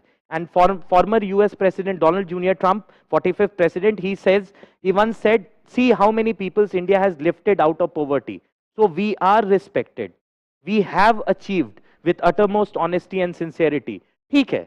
There is something which we will achieve in the longer term, but undoubtedly there is a sense of optimism in your essay. As a civil servant, what you are, it must reflect that you are a positive person. However negative the topic is, the second topic that is going to come is a bit, looks pessimistic, but it is not so. So you will bring optimism into that. So what are the, you will write research initiatives. Briefly, you can very briefly, all the science and technology, you know what are the programs that government is running. You can, in this paragraph only, you can give a story. For example, there is a lady who is working as a research professional. Suddenly she gets married. So there is a specific program by Government of India where married women can change their universities in research, they'll get certain things. So obviously if there is a program, you will link that with a particular situation. Or if there is a Women Scientist Award to encourage, okay. So all these things you will do. So what are the research programs of Government of India and what will, what you call research lead to? Then there can be an argument that we are having so many people who are poor. Why should we spend money on research? People are poor. So without a shadow of doubt, people are poor. But why America? See the countries that are investing a large portion of their 5 to 7% of their GDP into research, they are rising like anything. They are contemplating over the future and finding solutions. You see Elon Musk is so confident about human civilization in Mars. So confident, that too by 2050. Okay, so this is the thing. You can, science and technology also, you can take other areas. Science and technology mein, I forgot, sorry. So we have science and technology. You can turn the Chandrayaan mission. Actually, it was to analyze moon. It was to exhibit India's technological prowess, might. But it ended up discovery of water in droplets form. So many a time, science mein you can talk about so many experiments. The X-ray experiment. Okay, where suddenly the X-rays, some rays were discovered and he called them X-rays because there was no name and they ended up being called till today as X-rays. Newton, John Walker, so many scientific experiments you can talk to. Then research initiatives of Government of India, very briefly, and also what is the benefit of research. That I think you must write, and that will, to fighting poverty, there are limited resources. So that can be used for maximum. So research is, science can provide solutions to the many questions that we have. Of course, literature, art, all these have their own role in the society, but science has also been a very pertinent one, making uncomplicating lives. So issues like poverty, unemployment, hunger, agriculture, say you can link Norman Borlaug. So how he changed the landscape, bringing green revolution to Eastern India, Government of India promoting. And you have MS Swaminathan, agricultural scientist. So you can talk about this, programs of government, why poverty and all. Research is important from education perspective, from challenges, from science, security perspective, technology and all these things. So relevance of research in India. This will be the second last topic that you will write. And I feel then a very beautiful conclusion, which can be one that you may, or just before conclusion, it would be a mixture, 2 paragraph. One, what you wish to bring as a civil servant, that these changes can be brought, some recommendations from your end, that some this will fight what you call superstition. You may also say that fundamental duty, develop scientific temper. So at that, a brief insight into role as a civil servant in promoting research in India. And role as a civil servant to promote research that will lead to discovery of more ideas or experimentation in the society. Like people were not interested in polio vaccines due to certain interests, now they are interested, many people know. So you can talk about role as a civil servant. And then you will end. Here you may put up a quote if you remember any such quote. Okay, Any such quote, even if you don't remember, you can write a beautiful line how what you call the civilizations are the knowledge is the guiding torch of civilization, or sudden discoveries are what you call are the sudden discoveries have changed the landscape, any such thing. If you can quote also what you call Newton when he says, if we knew what we are doing, it would not be called research, would it? Or you can quote Gandhiji. Then you may also, a beautiful one or two quote, you must be prepared. Okay, in some areas you must be prepared, those quote, and then a beautiful, what you call conclusion, that what have you concluded. Then you will write that in the area of history, geography, polity, international relations, social justice, society, economy, environment, ethics, integrity, and aptitude, human civilization has progressed with a blind date. They were not very sure what they are doing, but something they did change their lives forever. So research is always something with an open mind, is something which will change the landscape, and all these things you will write. You may write a beautiful quote and all. And conclusion, this will also overcome the thing and some constitutional provisions. Constitution, I think you must incorporate. What are the provisions? Fundamental duties, you have scientific temper, that is the thing. Okay, excellence in whatever you do, that is also one of the fundamental duties. That is something which is very, very important. So you will talk. Then superstitions, that Article 25 may be subject to public order, health, all these things. So that right to religion is also not absolute. Okay, so any practice that is derogatory, renouncing practices derogatory to women, that is a fundamental duty. So you may talk about this, how research will end superstitions and we will grow. You can in between also talk about Renaissance. So this can be a very beautiful conclusion, that how the research is the topic that is there, which will be a blind date with knowledge. Okay, research is nothing but a blind date with knowledge, and you will end with a logical conclusion that is perfectly in harmony with what we have written in the entire essay. Okay, that is something which is important. So now let's switch to the second topic. For me, I would always, there are other also investment, futuristic solution. You can talk about beat cotton in science and technology, gravitational wave, climate change, biodiversity and all we have said. Economics, you can give example of China also. They had their blind date and they went to liberalize their economy and all these things. Okay. So let me show you the second question.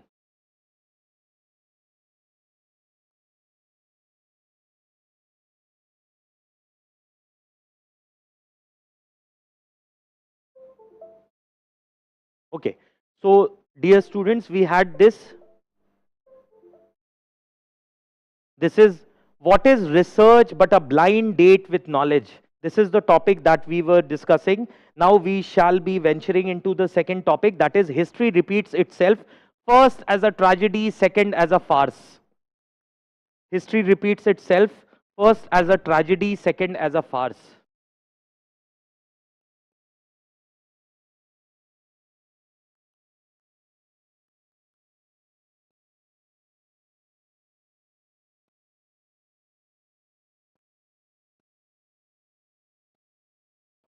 This is actually,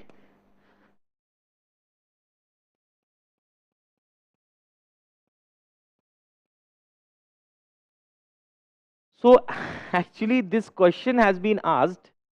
This is relatively very easy when compared to the previous topic. Simply wishes to convey one line.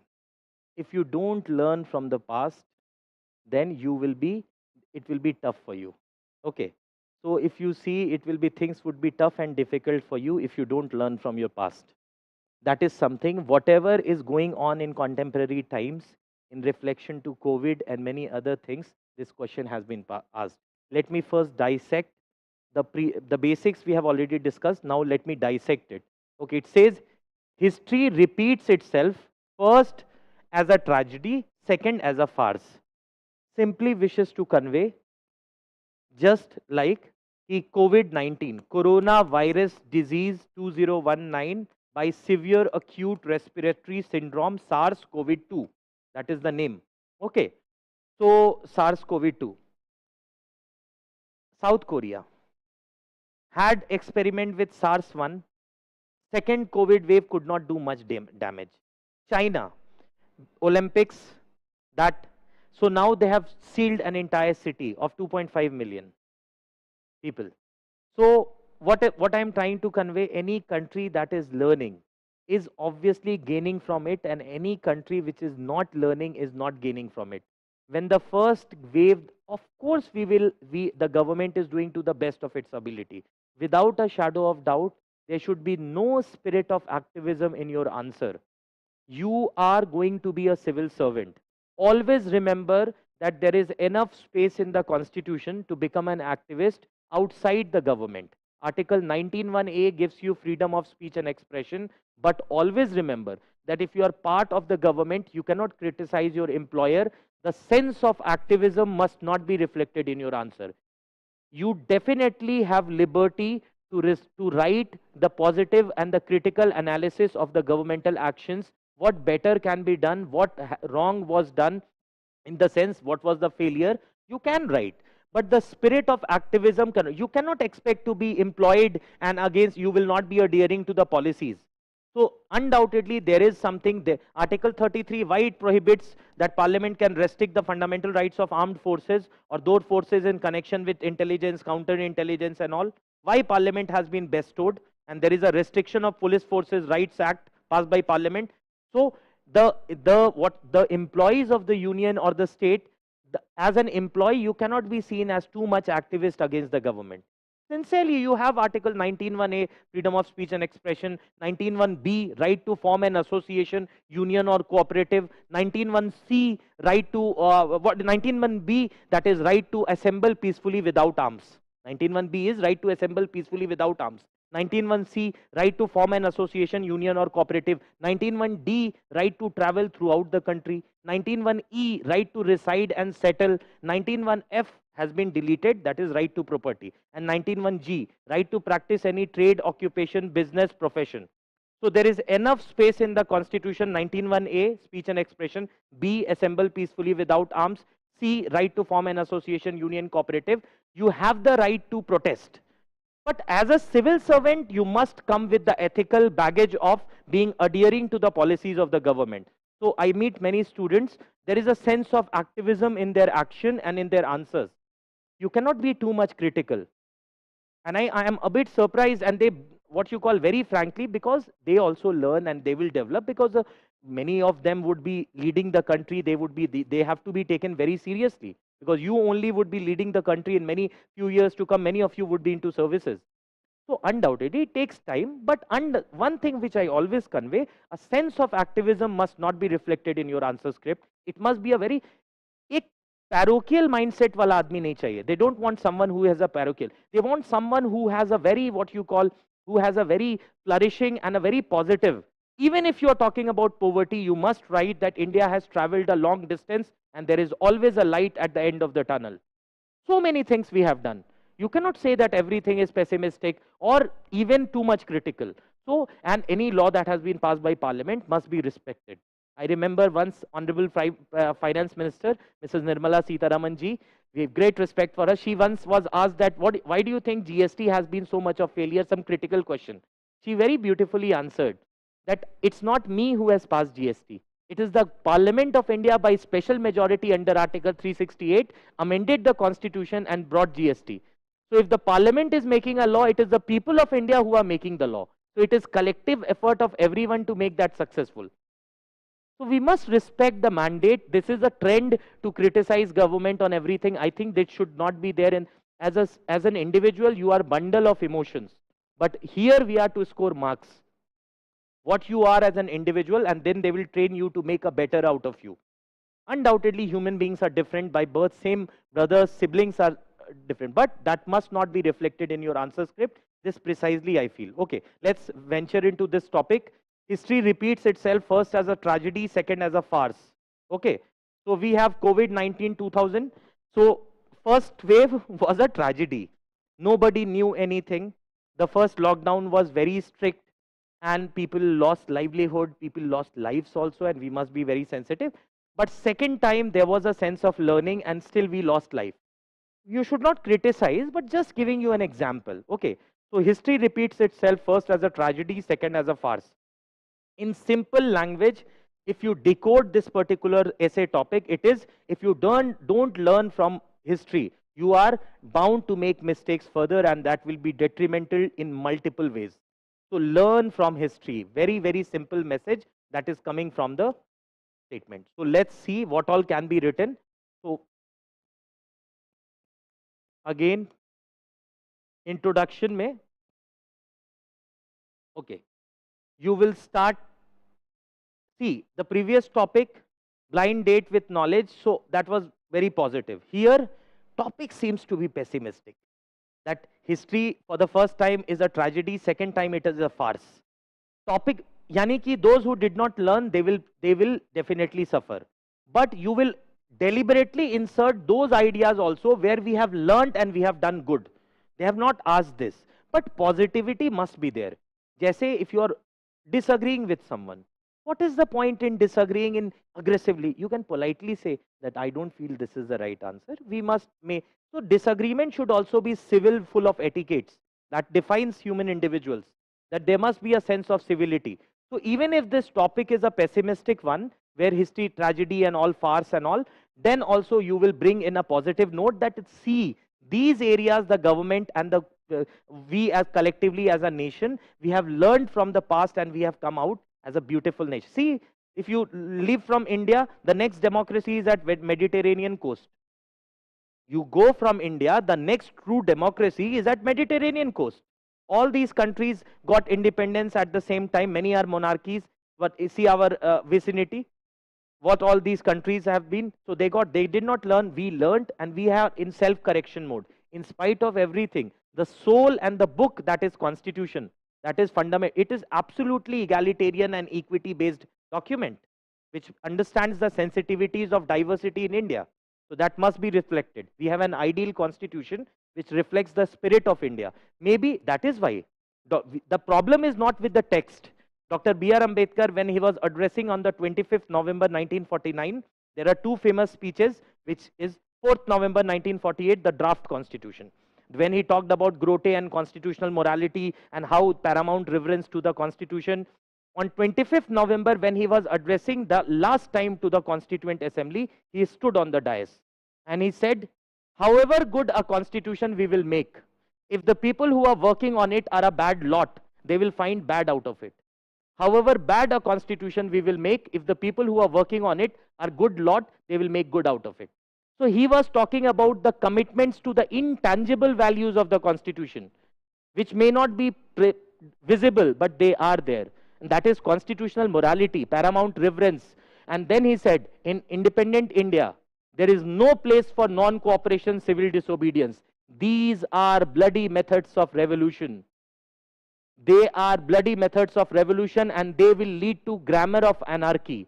He said, independent India mein you have Supreme Court, you have freedom of speech and expression. If you have a problem, you protest, you write, you move courts. You cannot disobey laws, civil disobedience.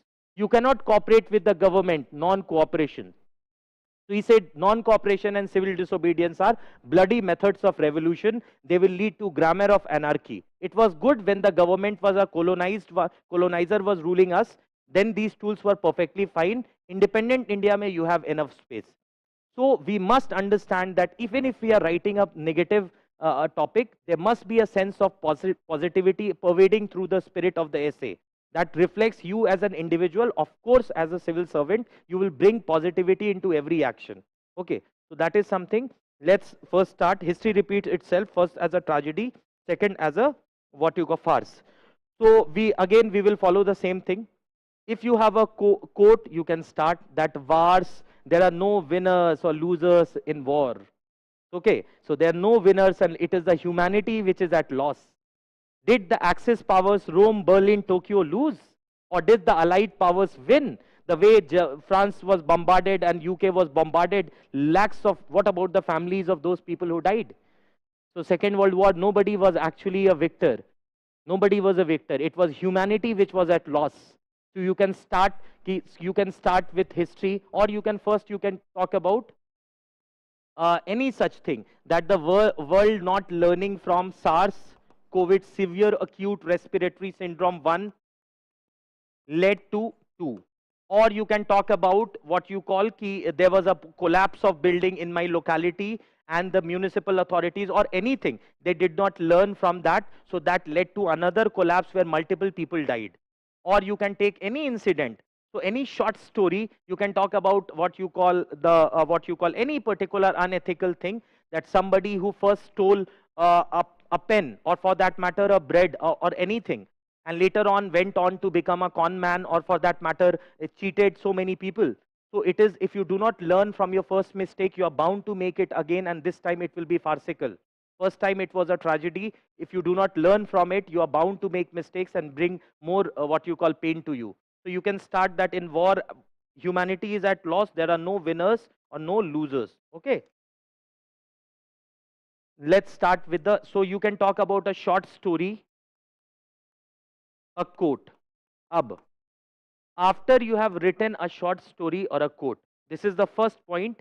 You wrote the topic, then you wrote first a short story and a quote, or a quote, depending upon the wisdom and the level of information that you can remember. It is very easy to speak here after going through the topic, contemplating, pondering.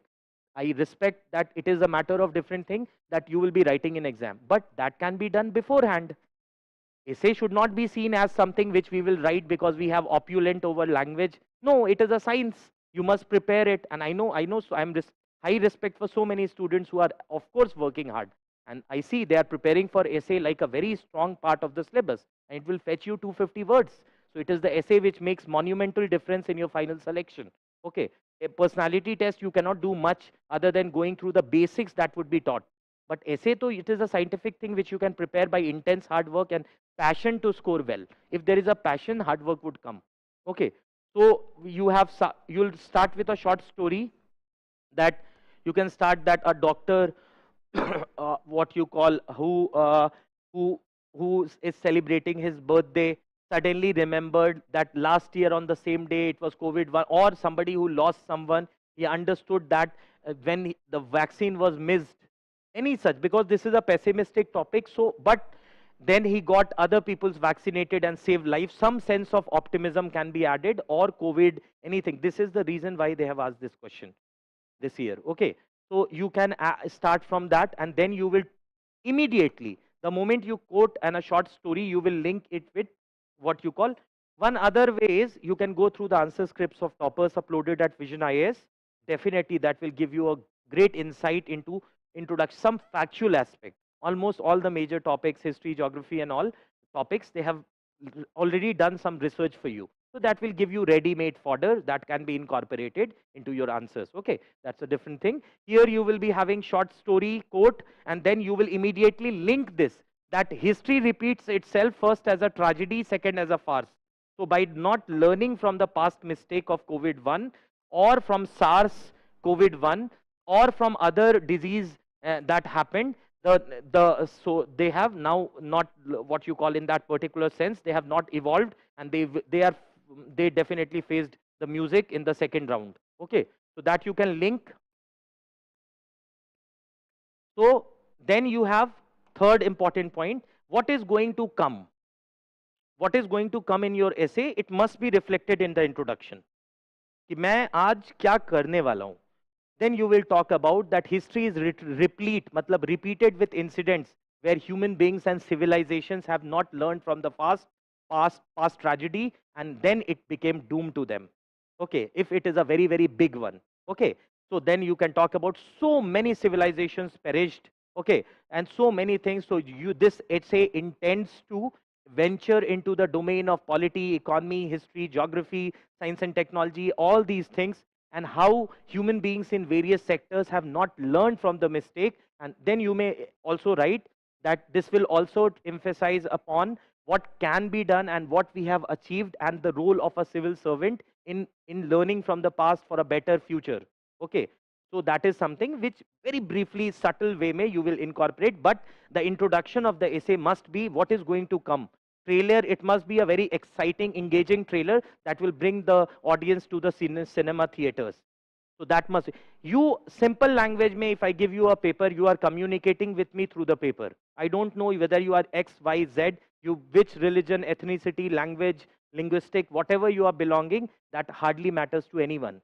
What matters is you are communicating with the examiner through that answer script. So it must be handwriting. If you do not have a beautiful handwriting, at least you can give a decent space. Sometimes I evaluate answer scripts. I see there's such a beautiful answer, but it is very tough to read. Okay, so this is like now, to of course I don't get time, but when I used to see, sometimes also students in the class give, so I see he has written such a beautiful answer, but it becomes a tough thing for me to read. So why can't he just give space? Enough space is provided by UPSC. Okay, so just give some space and write a beautiful introduction, a short story and a quote, followed by a real life incident would be good for this topic, because this is history. You must know so many things. Okay, COVID is the best example about a particular incident. For example, an old mother sitting in a theater, a operation theater outside, thinking that last time when she reminded her son to wear helmet while traveling, okay, he did not did so, and finally so this is anything which was first a tragedy, second a farce. He was saved last time, this time it is very tough. So COVID, first wave, second wave, you can, but in a very positive manner, followed by a quote or something. With civil war, world war, you can take an example, and then this essay intends to present, or we will be the it is or you can directly write the topic, history repeats itself as a farce for the second time, can be applied or can be seen as a perfect example in many domains or many arenas of human existence. And you will talk about polity, geography, history, economy, science and technology, and civil society, international relations, all these things. So then you will write a beautiful essay, which introduction I think should be 150, 200 words. And again, you have the liberty to write around 800 to 900 words, the main text of the essay, the main body of the essay. And here you will be writing 200, 250 words. Actually, it is 1000 to 1200. Okay, so here and in this you will write all these things, that role as a civil servant. What is the conclusion you are deriving from this? Okay, isme on the basis of conclusion what changes can be brought, and overall synopsis, conclusion based changes and synopsis. कि ऐसा हुआ तो हम ऐसा कर सकते हैं. We can do this and synopsis. Then he will, and you can always add a quote in the what you call in the answer. Conclusion must be very, very enticing. Why? Because the marks is about to be given. You are about to be rewarded for your hard work. So the last impression must be very, very important. So that is something. So you will, koi tough nahi hai. All of you are intelligent. I interact with so many students while teaching. I personally think that nobody can stop them from scoring All India Rank 1. Only thing is that they must realize their potential and do not get their energies must not be dissipated into various directions. So you work over essay, you will do good, and I'm sure many are doing also, scoring so many marks. Okay, so what you call so much marks they are scoring. Okay, so this is an introduction. Now let's start with the history. Since history repeats itself, first as a tragedy, second as a farce. Okay, so there are few ready-made examples. From global perspective, the best example can be World War I. World War I was fought, same people did not realize and they did not get anything, and on 1st September 1939, they did not understand and Hitler attacked Poland, then Axis powers, Rome, Berlin, Tokyo, Italy, Germany and Japan on one side and Allied powers on other sides. So same thing, although there was a secret pact between USSR and Germany, which was broken on 22nd June 1941 when Hitler attacked Russia also and opened both the fronts. So First World War, a predecessor to the Second World War itself, is a great reflection of the fact that history repeats itself. World War I was a tragedy, World War II was a farce, because you failed to understand the consequences of First World War. Nobody was a winner. You see, United Kingdom, it used to be a colonial power of such dimension that sun never set in their empire. What is the position? Germany is among the leader in economy today in European Union. Okay, although they have on 23rd June 2016 through Brexit, they have come out of EU later in 2020 after the referendum that was conducted on 23rd June. Article 50 of Lisbon Treaty. So the point is, ki, see, so they were what did they gain? They had to decolonize all their colonies, and they are not the power that used to be. So it is not that they are a winner. Okay. So they are not the winner. They could have understood. Germany, after the First World War, they did not realize rise of Hitler, all these economic consequences, and finally this led to the entire country was gripped into what you call ethnic, what you call dominance, and the Nazis went on to do things that would be remembered forever at the worst blot on humankind. So First World War, Second World War. History, First World War was a tragedy. Second World War is a farce. Okay. Second, you know, the sometimes when I think how beautiful. Sometimes there are, for example, Treaty of Versailles. Since childhood, we have learned that Treaty of Versailles, when Germans were humiliated in the treaty signing and all, and this Hitler in every speech of his used to say that, see how they have treated Germans in Treaty of Versailles. Treaty of humiliation in Treaty of Versailles was the reason why Second World War happened. That Germans became so aggressive, and Hitler was able to invoke them unnecessarily.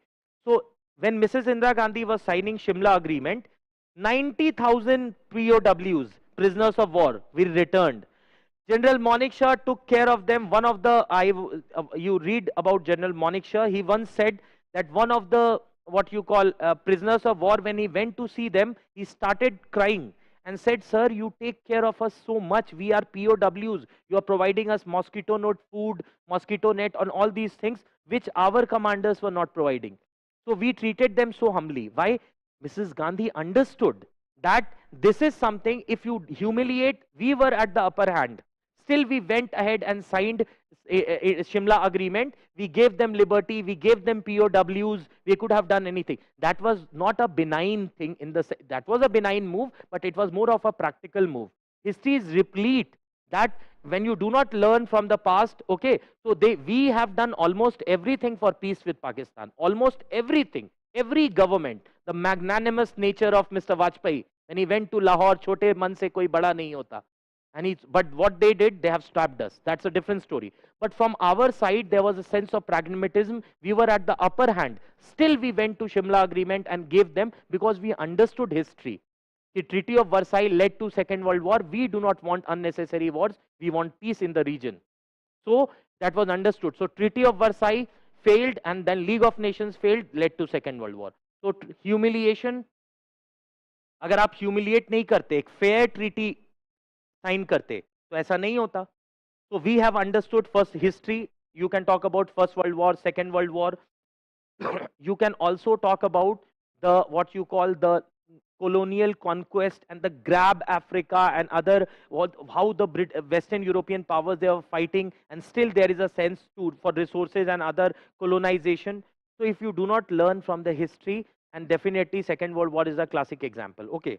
So since we have paucity of time, we have scheduled to do, so we'll be venturing into other domains. Okay. So history first as a tragedy, second as a war. Treaty of Versailles first as a tragedy, it led to Second World War. Those who learned the message, they are saved. Okay.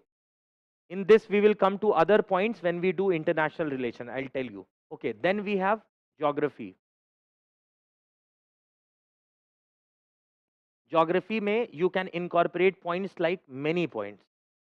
Cyclone, disaster, earthquake, those countries who have not created earthquake resilience, those countries who have not, in spite of the cyclone, you see Honorable Chief Minister of Odisha was praised like anything.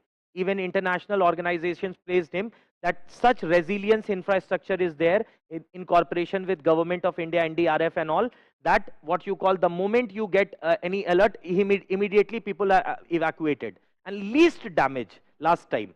So that is also, you can add a positive point also, but yes, those countries who do not learn from cyclone, also this is more in disaster management. In geography also you can add. Then you have earthquake. Okay. Then you have what you call other disasters like cyclone, earthquake, tsunami, warning and all. So in geographical aspect, okay. because geography is like, it is in core physical geography, it is permanent. So we must find something in connotation with that. So in geographical sense, any country that develop resilience, any country that develop resilience infrastructure, any country that develops early born warning system for tsunami, undoubtedly they are going to be saved. And those who are not, this is something which is for them to think. Okay, so you can talk, first time a cyclone is a tragedy, second time it is a farce, those who don't learn are bound to be doomed. First time earthquake is a tragedy, second time it is not to be farce. You can give example of Japan also, how they have created earthquake resilience infrastructure, same goes for tsunami. So all these things, and you can give example positive of Bhuj also, that how the city that was destroyed, within few years it stood like anything. It exhibited the resilient and the determination of the people and the government over there. Bhuj became an example for the world ki how a city that was facing one of the worst earthquakes has become so re-stood on its own feet in such a short span of time. Okay, so that is something which must be understood. So you can link it with history, you can link it with geography. I was pondering over the topic. So you can talk about cyclone, avalanche, forest fire is another very, very important thing. Okay, forest fire. So forest fire, you know, these days in Australia and in other countries, forest fire has become an issue. So definitely we must be vigilant, and all these things you must be incorporating. Okay. So then we have social issues. We have social issues. Okay. So in social issues, there are many things. See, the society that used to be non-receptive to the idea of liberation of women, that same society is providing accepting women in National Defense Academy. So the flag that was what you call first started by what you call Raja Ram Mohan Rai, Henry Vivian de Rosio, and those, you know, once I was reading one of the books, it was Mr. Rana Day or Dadabhai Naroji, who once was asked that why do you give so much petitions to Britishers? They don't do anything over these petitions. He said, no, no, we are not giving these petitions to the Britishers. We are giving this petition to the people of the country. I know that they will not be taking any action on these petitions. In actual sense, what we are doing is we are evoking the consciousness of the masses. We are preparing them for a democratic fervor and a political battle that will finally lead. So every time it is not that it is done to prove something. It is also done to educate people. Okay. So you may talk about with social issues, you may talk about the issues, how we have social issues, women, for that matter, security. So if you do not learn from, one of our sisters was subjected to one of the worst incident that happened to Nirbhaya, and still if the women's security is not an issue, it is a matter that is a farce. First time it may be a tragedy, second time it was a farce. Okay, that must be understood. Second important thing, so women's security, okay, empowerment, abolition of sati, and many other points I was contemplating. You have denial of water rights, untouchability. You see Dr. B.R. Ambedkar, Maha Satyagraha, and also you have when Dr. Ambedkar, he was invited by Jat Paat Todak Mandal. He was invited by this organization as the chief guest, and he was asked to give his speech, what he is expected to deliver. He wants that speech to be given before so that it can be printed and it can be distributed among the people who come on that day. So the speech was given. Okay. So he sent his speech. He was invited as the chief guest. The speech, they went through the speech and said, you make certain changes, then we will accept this speech and publish it so that on the day when you deliver, at the same time we will distribute among the audience, whoever has come. He said, I will not change a single word. Okay, he was such a great man. He stood on and then he published those speech which was to be delivered, which was never actually delivered, but he published that in book form, which is Annihilation of Caste. So that is one of the literature that is very, very important. So you may talk about untouchability. If we will not learn, it will lead to further fragmentation. In history, one very, very pertinent example I forgot is that what you call the divide among regional kingdoms. Why the conquest happened continuously? When when so many kingdoms in India were divided, that led to the conquest of the British. Who was fighting from the Britishers' side? Who was Mir Jafar? Who were people who were fighting from Britishers' side? Who were the people who were resisting Marathas? So there was internal contradiction to such extent that it is a great example for us that if we remain divided, obviously there would be outside forces that would be, in the sense that will be conquesting, and they have to be making us, making things tough for us. So history, first is a tragedy, second is a farce. So Britishers came only because there was an inherent contradiction. And all other conquest only happened because there was no unity among the masses. And you see the people who were fighting when Mughals came, who was fighting from Maharana Pratap's side, or what was the, both sides you had. So there was an internal support. So if we do not understand from historical conquest and continue all these things, definitely it will make matter tough for us. Okay. Then we have history, geography, and we have social issues. Another issue is linguistic chauvinism. Chauvinism is being particular. Linguistic chauvinism is being particular about any identity. You can be chauvinist for your sex, so it is male chauvinist. He's a male and he's very particular about that identity, so it will be male chauvinism. You can be chauvinist about your language, so it is linguistic chauvinism. You can be chauvinist about ethnicity, it will be that chauvinism, ethnic chauvinism. So you see, what was the reason why Bangladesh was created? So the entire two-nation theory got completely defeated within 25 years. That nation that was crying foul for religious identity, and nation, the prism of nation was religion. Within 25 years, they couldn't stay together when Pakistan declared Urdu as their national language, and they were suppressing the masses. After the elections, they were not ready to accept Mujibur Rahman as the president, prime minister. So what is the thing, why they are suppressing the Bengali population? Linguistic chauvinism. So that led to the creation of a new nation, and their rights of self-determination was restored. Even United Nations recognized them. So if we continue to fight on the basis of language, and we do not understand the beauty of diversity, it will lead to the same thing. The world must understand that linguistic chauvinism, ethnic chauvinism, religious chauvinism, gender-based chauvinism, class-based chauvinism has no end. This has produced results in the past that are not good. So any such parochial thing in social issues, you can talk about linguistic chauvinism, ethnic chauvinism. Another example, South Korea, North Korea. Ethnicity same, language same, contiguous geography, same people. Suddenly South Korea there is no comparison.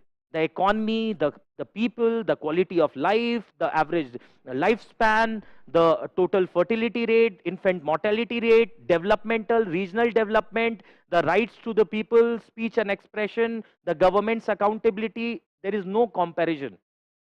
And people, I was reading an article, some people try to run away from North Korea and they are killed at times. Okay. So somebody tried and he was killed, shot down. So you see the difference. You see same people, but they have not learned. So see what had happened.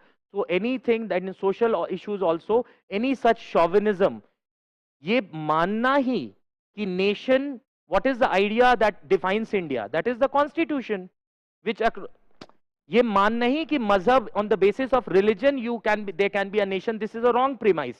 If religion can be a basis of nation, why Pakistan and Bangladesh plundered?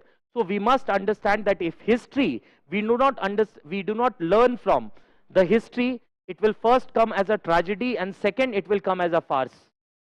So first it came any chauvinism that was on the basis of religion, they did not learn, and then linguistic chauvinism was born out of it. Okay, so this must be understood, linguistic chauvinism, ethnic chauvinism, untouchability, all these social issues. If we do not learn from the past, it will be more tough for us in the future. We revert to the topic, that is, first time it is a tragedy, second time it is a farce. Okay, history repeats itself, first as a tragedy, second as a farce. So we may take this as a historical perspective, then we have geography, then we have social issues and all, then we have polity. Okay, so in polity, so many examples can be given. So first of all, in democratic fervor, okay, those countries, there is an English saying that if you think history will not repeat itself, if you think history will not repeat itself, actually you are keeping yourself in dark. Okay, history will repeat itself. If I close the window, it doesn't mean there is a if there is a sun outside, I cannot say that it is night or it is late evening. So you cannot detach yourself from the reality. If you want to learn, the history is just there to learn. So what has happened in the past will definitely get repeated. What people think, this time their result would be different. And those people who do not work hard before exam, they also have an idea, no, this time paper would be tough, or exam would be postponed on the basis of COVID or any such thing, or they will just, they will just postpone their struggle, which they have to face at some or the other day. So history is the best lesson, that is. So in polity, so many aspects. For example, the Supreme Court, S.R. Bomai versus Union of India, 11th March 1994. Federalism is the basic structure of the constitution. Governments cannot be suspended on Article 356. President role cannot be proclaimed on flimsy grounds. So the governments are not learning. Again, Rameshwar Prasad. Again, you have so many cases. Kihoto Holahan, although it was related to some sort of federalism, but you see Speaker Manipur wala case. There is a case related to Karnataka also, where the court ordered. So if the union, when Dr. B.R. Ambedkar introduced Article 356, he said, I am sure that will remain as dead letters.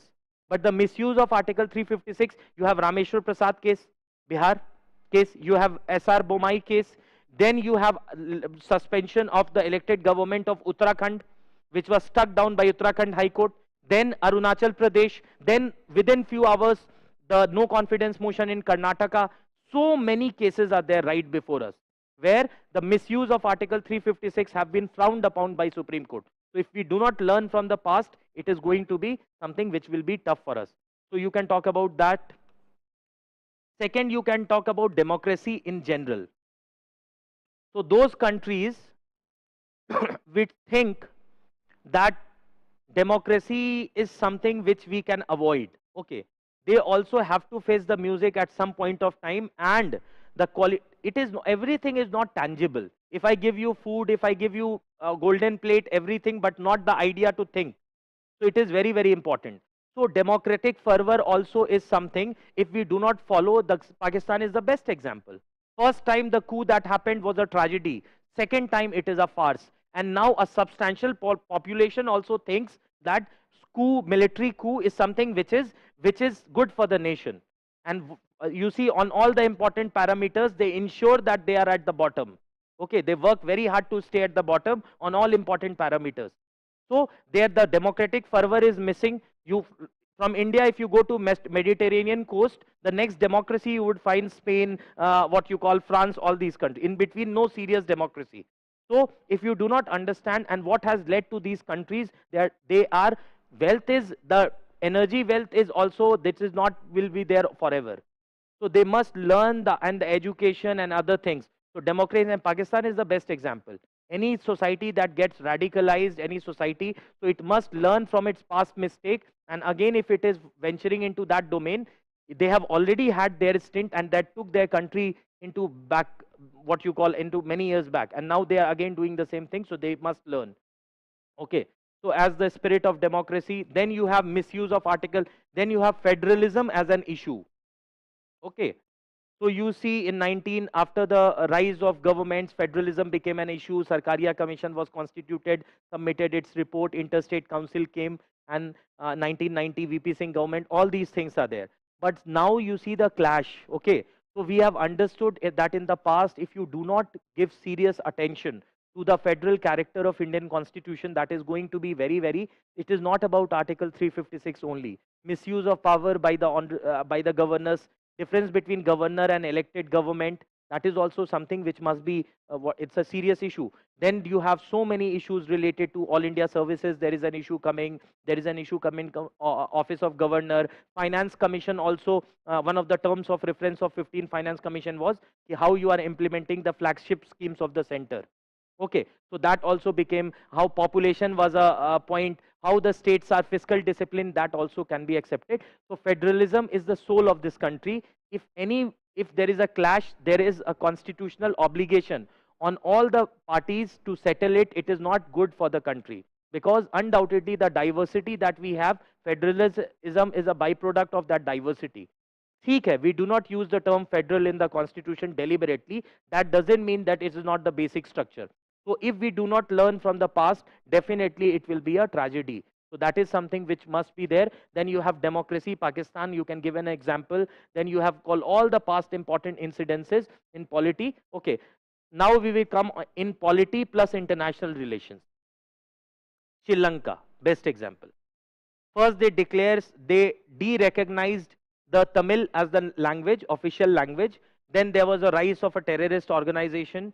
Then after the killing of that organization and the chief was killed, there was National Reconciliation Project by Sri Lankan government. And there was the communities, nothing, northeastern provinces, Jaffna and all, there was closer cooperation. Again, the government started venturing into the chauvinistic lines, and all the National Reconciliation Commission and all these, and again Victory Day celebrations and all, entry of foreign tourists, things are being diluted. So again there will be a wedge, a divide, a bridging between the communities that are part of the what you call country. So if they do not learn, they de-recognized Tamil as an official language. They took many of the powers of northeastern provinces. They had this violence for so many years. Then now if they will tease by doing away with Reconciliation Commission, or if the government is not forthcoming on implementing the promises, then definitely it will lead to other consequences. So this is something which is very, very important. So this must be understood. Okay. First, it repeats as a tragedy. Second, Sri Lanka. Okay. Then you can talk about what you call Nepal also. The constitutionally elected government, the Supreme Court recently gave a landmark decision. They also had their turn with the constitution in before 2000. Now they made first constitution. Now there was a problem, and now they should understand the internal dynamics and demography. So for a constitution to work, they must learn from India. So if they are not learning, their country is in a perpetual state of some sort of differences, inherent contradictions. So they must understand. First time, if there is a Madheshi or rest problem or internal problem, it was a tragedy. If they don't learn, it is a farce. Okay. So constitutional institutions must be respected. Okay. So everything, first time it is a tragedy, second time it is a farce. We may talk about ordinance also, water dispute, role of governor, all these things we can talk about. Okay. So constitutional provisions mein hi we can talk about so many things. You can talk if what you call, if water issues are not sorted out. Okay. So you have seen the linguistic chauvinism reach such peak. There was a violence after Potti Srira Mulu, who died on a hunger strike. 1953, it created Andhra Pradesh, other states, and linguistic chauvinism and all these things. So undoubtedly, we must understand that every inch of India is mainstream India. Okay. So water is a very sensitive subject, be it water sharing, be it the role of governor, be it respecting the ideas, or for that matter, neat controversies going on. India, that is Bharat, shall be a union of states. So it is union of states, which is the constituent assembly, the founding mothers of the constitution, fathers of the constitution incorporated. So the spirit of federalism is very, very important. All the issues you may highlight here, where if we do not learn from the past, it will lead to chauvinism, linguistic, ethnic or regional chauvinism, that will not be good for the country. So undoubtedly all the major players must think, without a shadow of doubt, whatever you write must be in a diluted constitutional spirit. Okay, there are institutions, constitution mein to duniya bhar ke, there are so many institutions, zonal councils, Mizoram, Assam, they can sit down and talk. There is Northeastern Council Act 1971, both are there, Mizoram is there, Assam is there, so there is no problem. Then you have Interstate Council, last time the meeting was held on 25th November 2017. It can be conducted again, it is a constitutional under Article 263. Interstate Water Dispute, we have Interstate Water Dispute Act tribunals. So water is a very sensitive subject. So there are provisions. Governors, although in Article 163 it is written that whether a matter falls within the purview of governor or not, that is discretion, is to be decided by governor. But before that it is clearly mentioned that the governor shall act on the aid and advice of Council of Ministers. And in NCT of Delhi versus Union of India case, Supreme Court has interpreted Article 239 AA that the term referring the matter to the president, if there is a difference between Lieutenant Governor of Delhi and elected Chief Minister, Council of Ministers, then this is rarely that the matter will be referred to President. This is not a mundane provision. So Supreme Court says, please respect federal spirit. So every time the court says federal spirit should be respected. So if there is the office of governor is a very, very revered and a respected and a high office, undoubtedly it must not become a controversy with elected governments that have the mandate of the people. So there must be a sorted out. Everyone must adhere to constitutional morality. We don't need laws. We need the already laws must be implemented in a very right fervor. Okay. So in polity, you can give of examples of what you call those countries that have not learned, North Korea or Western Asian countries. So those countries like Dubai, which understood this, realized this. UAE, Dubai obviously is not a country. So UAE, they realized this way back that science and technology, and they created themselves as the finance, one of the financial hubs of the world. ICC, International Cricket Council, shifted its headquarters from UK to UAE. Why? Because tax-free, and also those countries that understood before, they are reaping it. And those countries which were relying predominantly on resources, that is oil and all these things, crude oil and all, then they will be they must understand that these are not infinite resources. These are finite resources. So they must learn, and how the Israel is a classic example, how in a small landscape they are performing so well. So if you don't learn from tragedy, first time from history, that will be a tragedy. First time, undoubtedly you can be forgiven. It is a tragedy for everyone. Second time, it will become a farce. So in polity also, you may talk about this. So you have what you call history, geography, social issues, polity. Then we will have international relations. Okay. International relations, the same. You can talk about Sri Lankan reconciliation. Okay. Then you can talk about our neighbor countries which have democracy must be concretized. Okay. Then all these examples from the past, you see when Ukraine, when USSR annexed Crimea. Okay. Now there is yesterday 46 President Mr. Joe Biden had made a statement that the situation is going to snowball. All the United States citizens are expected to come out of Ukraine if they are there. So you see when Crimea was annexed, the world was silent. And now there is so you did, first time it was a tragedy, now there would be a farce. And it may snowball. There is a direct message coming from USSR and China. Okay, that is Russia and China. So although we have very good India, Mr. Modi, Honorable Prime Minister said, if you ask a child in India who is our best friend, he'll say Russia. So our Ministry of External Affairs constantly have been making statements. We want rule-based order. All the parties must solve the problem in an amicable way. But yes, there is a thing the world has seen in the past. The what you call Ferdinand, killing of Ferdinand led to the First World War. The 1st September 1939 attacking Poland led to the war. So any small incident can also snowball into controversy. First time it could be forgiven as a tragedy. Now if the same is happening, it would be a farce. Okay, so first time it is a tragedy, second time it is a farce. You can talk about the current situation in Ukraine, Russia, all these things. Okay, then we have, after international relations, we have, let's briefly club social issues, may social justice also. Okay, so social justice here, that is there. So why should we skip? This is in paper 2. So you can talk about social justice also. That social justice may, and governance. Governance is a very broad framework. One of the major mandate of governance is to achieve social justice. Why is government governing? Undoubtedly, the prime mandate of the state is to secure the territorial integrity of India and to maintain public order. That is the prime mandate. But one of the prime mandates after that is to ensure social justice, which is mandated in Article 38, social, economic and political justice, and the idea of welfare state. Okay. So first time if we have done something, it will be a tragedy. Second time if we will do something, that will be a farce. Okay.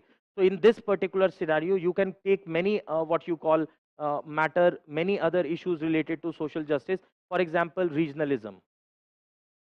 So you see that if regionalist tendencies increase, they have snowballing into various issues and unequal development. So if you do not concentrate, this is a very clear sign. Those states of India where development has not reached due to multiple reasons, they are landlocked, they are populous, they do not have industries, there is a feudal setup, there is a law and order problem, the governmental have been inactive, whatever is the problem, there is a migration that is taking place from those states, and there is a what you call fissure. And although Article 19(1)(g), everybody has a right to practice any trade, occupation, profession, 19(1)(d) can travel anywhere. But that doesn't mean that the states unequal development will lead to inherent contradictions where there will be people who would be thinking that they are taking our jobs. Why Andhra Pradesh, Telangana, and most importantly Haryana legislative assembly have passed laws reserving 75% of the seats in private sector jobs for the locals. So this is reflecting the mood of the what Madhya Pradesh also tries to do. So getting my point. So if why regional imbalance is something which will also be an important feature. Okay, this can also be into internal security and all. Regional imbalance. If you will not learn from the past, first time it would be a tragedy. Second time, you see why there is so much of violence related to unemployment. So if the see what happened few days back. So there was so much violence. Unemployment is a serious issue.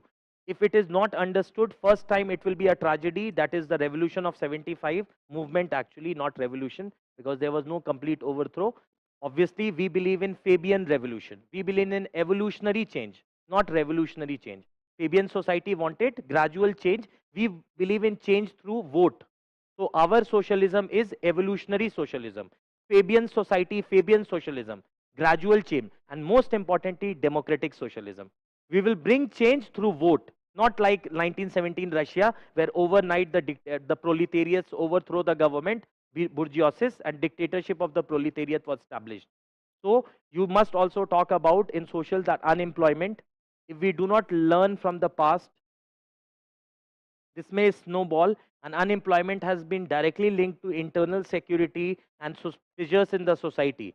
Undoubtedly, it is a direct link. So this also must be there. Okay. So in social issues, we can talk about this. Polity, we have talked. Governance, we can talk about Armed Forces Special Power Act.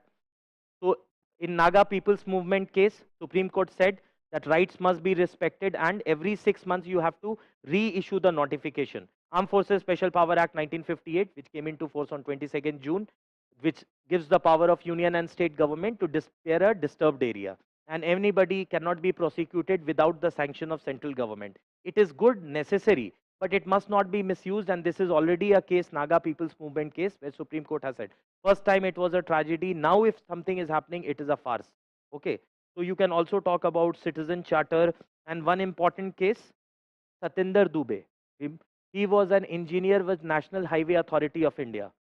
So he raised certain issues related to corruption and he was killed. Similarly, now RTI activists are also being killed. So governance and social justice, you may link and give these examples. Many. Okay. IR may, you have many other examples. You have the best example of Afghanistan. So there was a democracy. There was a international community did not pay much attention. Again, the same government is back to power. And you see Afghanistan, whoever has invaded, he has to retract. It is such a landscape. So why not the global community take it collectively? They think that, okay, this is a problem of the region, they will solve. So if you do not understand, first time it was a tragedy when USSR invaded. Second time, it was a right thing. But the way the pullout happened was not something expected, leaving the people behind. And it is so sad to see one of our neighbors being ruled by such people who do not have what you call the ready consciousness of human basic values. Okay. So of women education and so many things. They are not even recognized. So we must understand. So in IR, we can give examples of IR, Afghanistan, Russia, and all these things. Economy, let's come to economy now. So we have international relations, social justice. Every time we discuss anything, the conclusion you will also link it with the topic. That is, first time it was a tragedy, second time it is happening, it is a farce. If you have a positive point, the first time it was a tragedy, they learned from it, now it is no more a farce. Okay, because they improved themselves. Economy mein. So economy, in the field of economy, if you see, there are many things. First, so there is a crisis. So 1929, There was great in 1929 and early 30s. There was Great Depression in United States and other parts. And finally, there was a recession again in 2007. 1997, the economies of the Southeast Asia fell like pack of cards. So if they would have learned from the past, they could not have been facing this music. Okay, and China export-led economy, they deliberately want to make it more an inclusive and a consumption-led one. Okay, so in economy, you have so many examples. If you do not learn from the past, first time it is a tragedy, second time it is a farce. Whoever learns Deng Xiaoping, he learned in China, brought early investment. Now see where China in growth, at least you can say that China has performed very well. So in economy also, we must understand that if we do not understand too much of what you call resistance to certain policies which are not good for the nation, it will not be sustaining in the long run. Finally, the government tried to support an airline, infused taxpayers' money for so many years, finally it had to sell. So first time it is a tragedy, second time it is a farce. So you see socialism, Communist Manifesto 1848, Karl Marx, Friedrich Engel, his friend, they gave this theory, the dictatorship of the proletariat, that is working class, and the idea of state was negated. There would be the working class. Total revolution came. Nowhere in the world now you have complete socialism. China, which claims to be an extreme form of socialism, that is what you call communism, that also is brutally, in the sense economy has been made into capitalist fervor. And also, although SOEs, state-owned enterprises are there, but if we do not learn from the past, any societies are dynamic, ideologies are static. So static ideologies cannot be put into dynamic societies. They have to be bounded. Any country which strictly tries to implement them is something who is failing from the past. So in economy, you can talk about all these examples, and also NPA, you can give an example. So when some NPAs happened, if in 2000 late, when Mr. Rajan was the RBI governor, gave certain reports. So, and now you see it snowballed, so many NPAs increased. So if you do not learn, first time it is a tragedy, second time it is a farce. So you talk about the crisis. In also 91 crisis could have been averted because two times before also the crisis was there. Okay, in 70s also, and once briefly in 60s also. This could have been averted. And now you have extreme form of socialism everywhere. Whoever in emotion, in a fit of emotion adopted that, has to give up. So in economy, you have Asian economies, 97 crisis. You have all these important things. You have 2008 recession, 19. If we do not learn, so there is an English saying that whoever fails to plan actually plans to fail. Okay, so that is something which must be there. So in the economic paradigm, we will see capitalism, socialism, financial crisis. Okay, so crypto also you can like link it. There was a tulip mania. The prices of tulips suddenly artificially was increased, which suddenly crashed. So crypto also, many people lost so much money. So any such decision which is the RBI governor also had some statement yesterday also, I was reading. So any economic decision must be prudent and wise. Okay, so the rising NPAs, or the what you call too much of adhering to socialism. Okay, socialism for us is very good, but the government, the Honorable Prime Minister stated 2 days back that government has no business to be in business. Undoubtedly, the Constitution of India and preamble has socialist fervor. Article 38 talks about that there is social, economic and political justice and welfare state. Article 39 clause B and clause C minimize inequality, minimize concentration of wealth should be avoided, and resources should be used for maximum good. Principles of socialism can be formed in 41 right to work, 42 maternity relief, early childhood care, that is 45, 46 SC/ST welfare and weaker sections.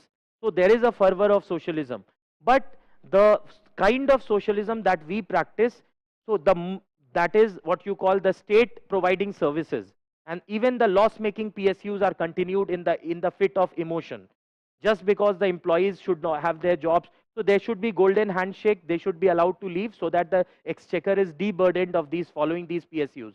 So any philosophy, if it is rigid, first time if you face a consequence, it will be a tragedy. Second time, if you are what you call stopping that, then it is a farce. We must learn from the forex crisis, and whatever changes in the economy that is required, if the government is changing unnecessarily, it would not be resisted. So there must be rational basis. India has not given up the idea of socialism. It is the life and blood still. It is in the preamble and directive principles. But the kind of socialism that is being promoted by some vested interest just because to divide the society and create a class division is something that must be avoided. Okay. So any blind adherence to an ideology, it must be in Indian fervor, Indian sense. So you may talk about economy, these things are there. Then you have what you call the issue of security and environment. Environment first we will take.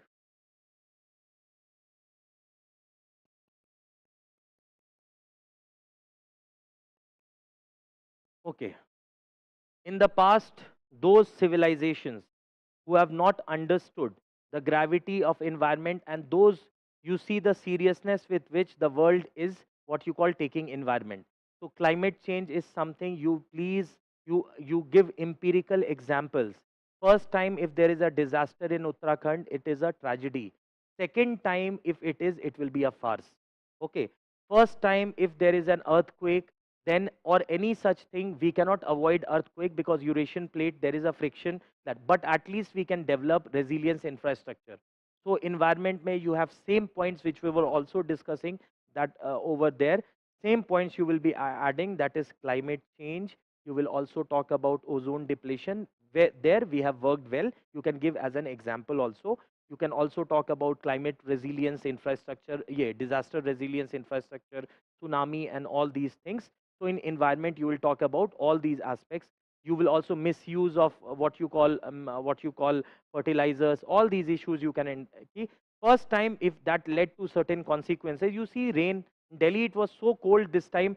So monsoon was so it stretched for long, and then it was so cold. So the extremities of weather. This is direct influence of climate change. Okay, and you have sudden disasters. So first time it is happening, it is a tragedy. Second time it will be a farce if we don't learn from it. Okay, so environment, economy, internal security also. The unemployment can give rise to threat to internal security. All the, and borders, you can write about border management. It is a major threat to our internal as well as external security, because in the sense that border management technology should be used. So obviously the government is doing defense preparedness. We already had some, so there must be, 15 Finance Commission has recommended a special fund for defense. So that's a very good move. But in areas where we have already suffered, a frank discussion must take place. There will be collective consciousness of the nation, and all the, there must be. You must not be seen as against government. You can give more international what you call examples, and then you will briefly write about ours with a positive note that the government is taking these steps. But yes, if these steps were not taken, undoubtedly it would be a farce for the second time. Okay, so that is something which is very, very important. Now we have all these 6: ethics, integrity, and aptitude. You may write about that. If the corruption is not, you see, a few days back only Switzerland, Swiss banks, they gave that the amount of money that Indians have put have increased actually in last few years. So it is like 20,500 crore something. Okay, so that is something. So ethics is also, if we do not learn, it will eat the resources of the society. The what you call Santhanam committee in its report writes, one of the reason of corruption in India is lack of idealism in youth. चलता है attitude. They believe कि ये तो है ही, this is part of the system. But that is something, so we must learn. Lokpal and Lokayuk, you can give ample of things can be written, right from history, geography, polity, then you have IR, governance, social justice, you have environment and ecology, as well as what you call in economics, science and technology, and of course ethics, integrity and aptitude. After writing this, this is a topic where you will also emphasize in one paragraph what you want to do as a civil servant. So what are the areas where, or what is the solution that you are briefly providing to all the issues that we have discussed, and also in which areas we have performed well. For example, first time we faced a crisis in 1960s, we requested US for food. Immediately Mrs. Gandhi realized, and we brought second revolution, first green revolution was there, and now we are surplus and we are exporting. So we learned, and we, because there is a term strategic interest, which is the long term interest, and there is a term strategic autonomy. Two sectors, actually three sectors define strategic autonomy: energy sector, food sector, and defense sector.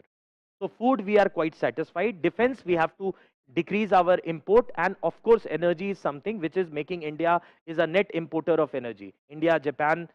So, so this is something which must be understood.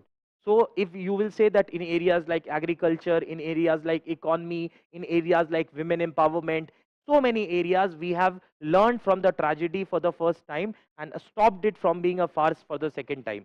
But these many challenges can be overcome, which is related to federalism and other things. And you can give a beautiful solution that the spirit of federalism must be respected, and what you call Article 356 should not be misused from polity perspective.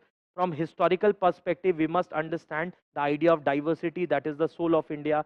In cyclone and other things, we must develop resilience infrastructure. Then you can talk about governance, all the practices that are done by other states can also learn, so that there is COVID mismanagement, although you must be very polite, humble, but say कि better could have been done in the future. Although the government has performed excellent, where millions of population has been given vaccine, that also should be recognized. So the role as a civil servant, and then you will write in a conclusion any quote which you can write, or what you call somebody who learns from history, somebody who learns from the past is bound to rise in the future. Any such quote you can write, or you can write that how a nation that was waiting for food is so much surplus that we food is like we are exporting food. Okay, so that is something which is very, very good for us, that at least in strategic autonomy we have achieved a positive note. And then you can conclude whatever you have learned should be covered in last two paragraphs. Whatever you have written, introduction, all the topics, and last two paragraphs. So I feel that if you are preparing for mains, without a shadow of doubt, this would be like, I don't think a reason you cannot write a beautiful answer, because if you are preparing for mains, undoubtedly you have been exposed to wide variety of information, and newspaper gives you ample of intellectual thinking. Newspaper is something which is oxygen. You cannot have main course meal as dry fruits.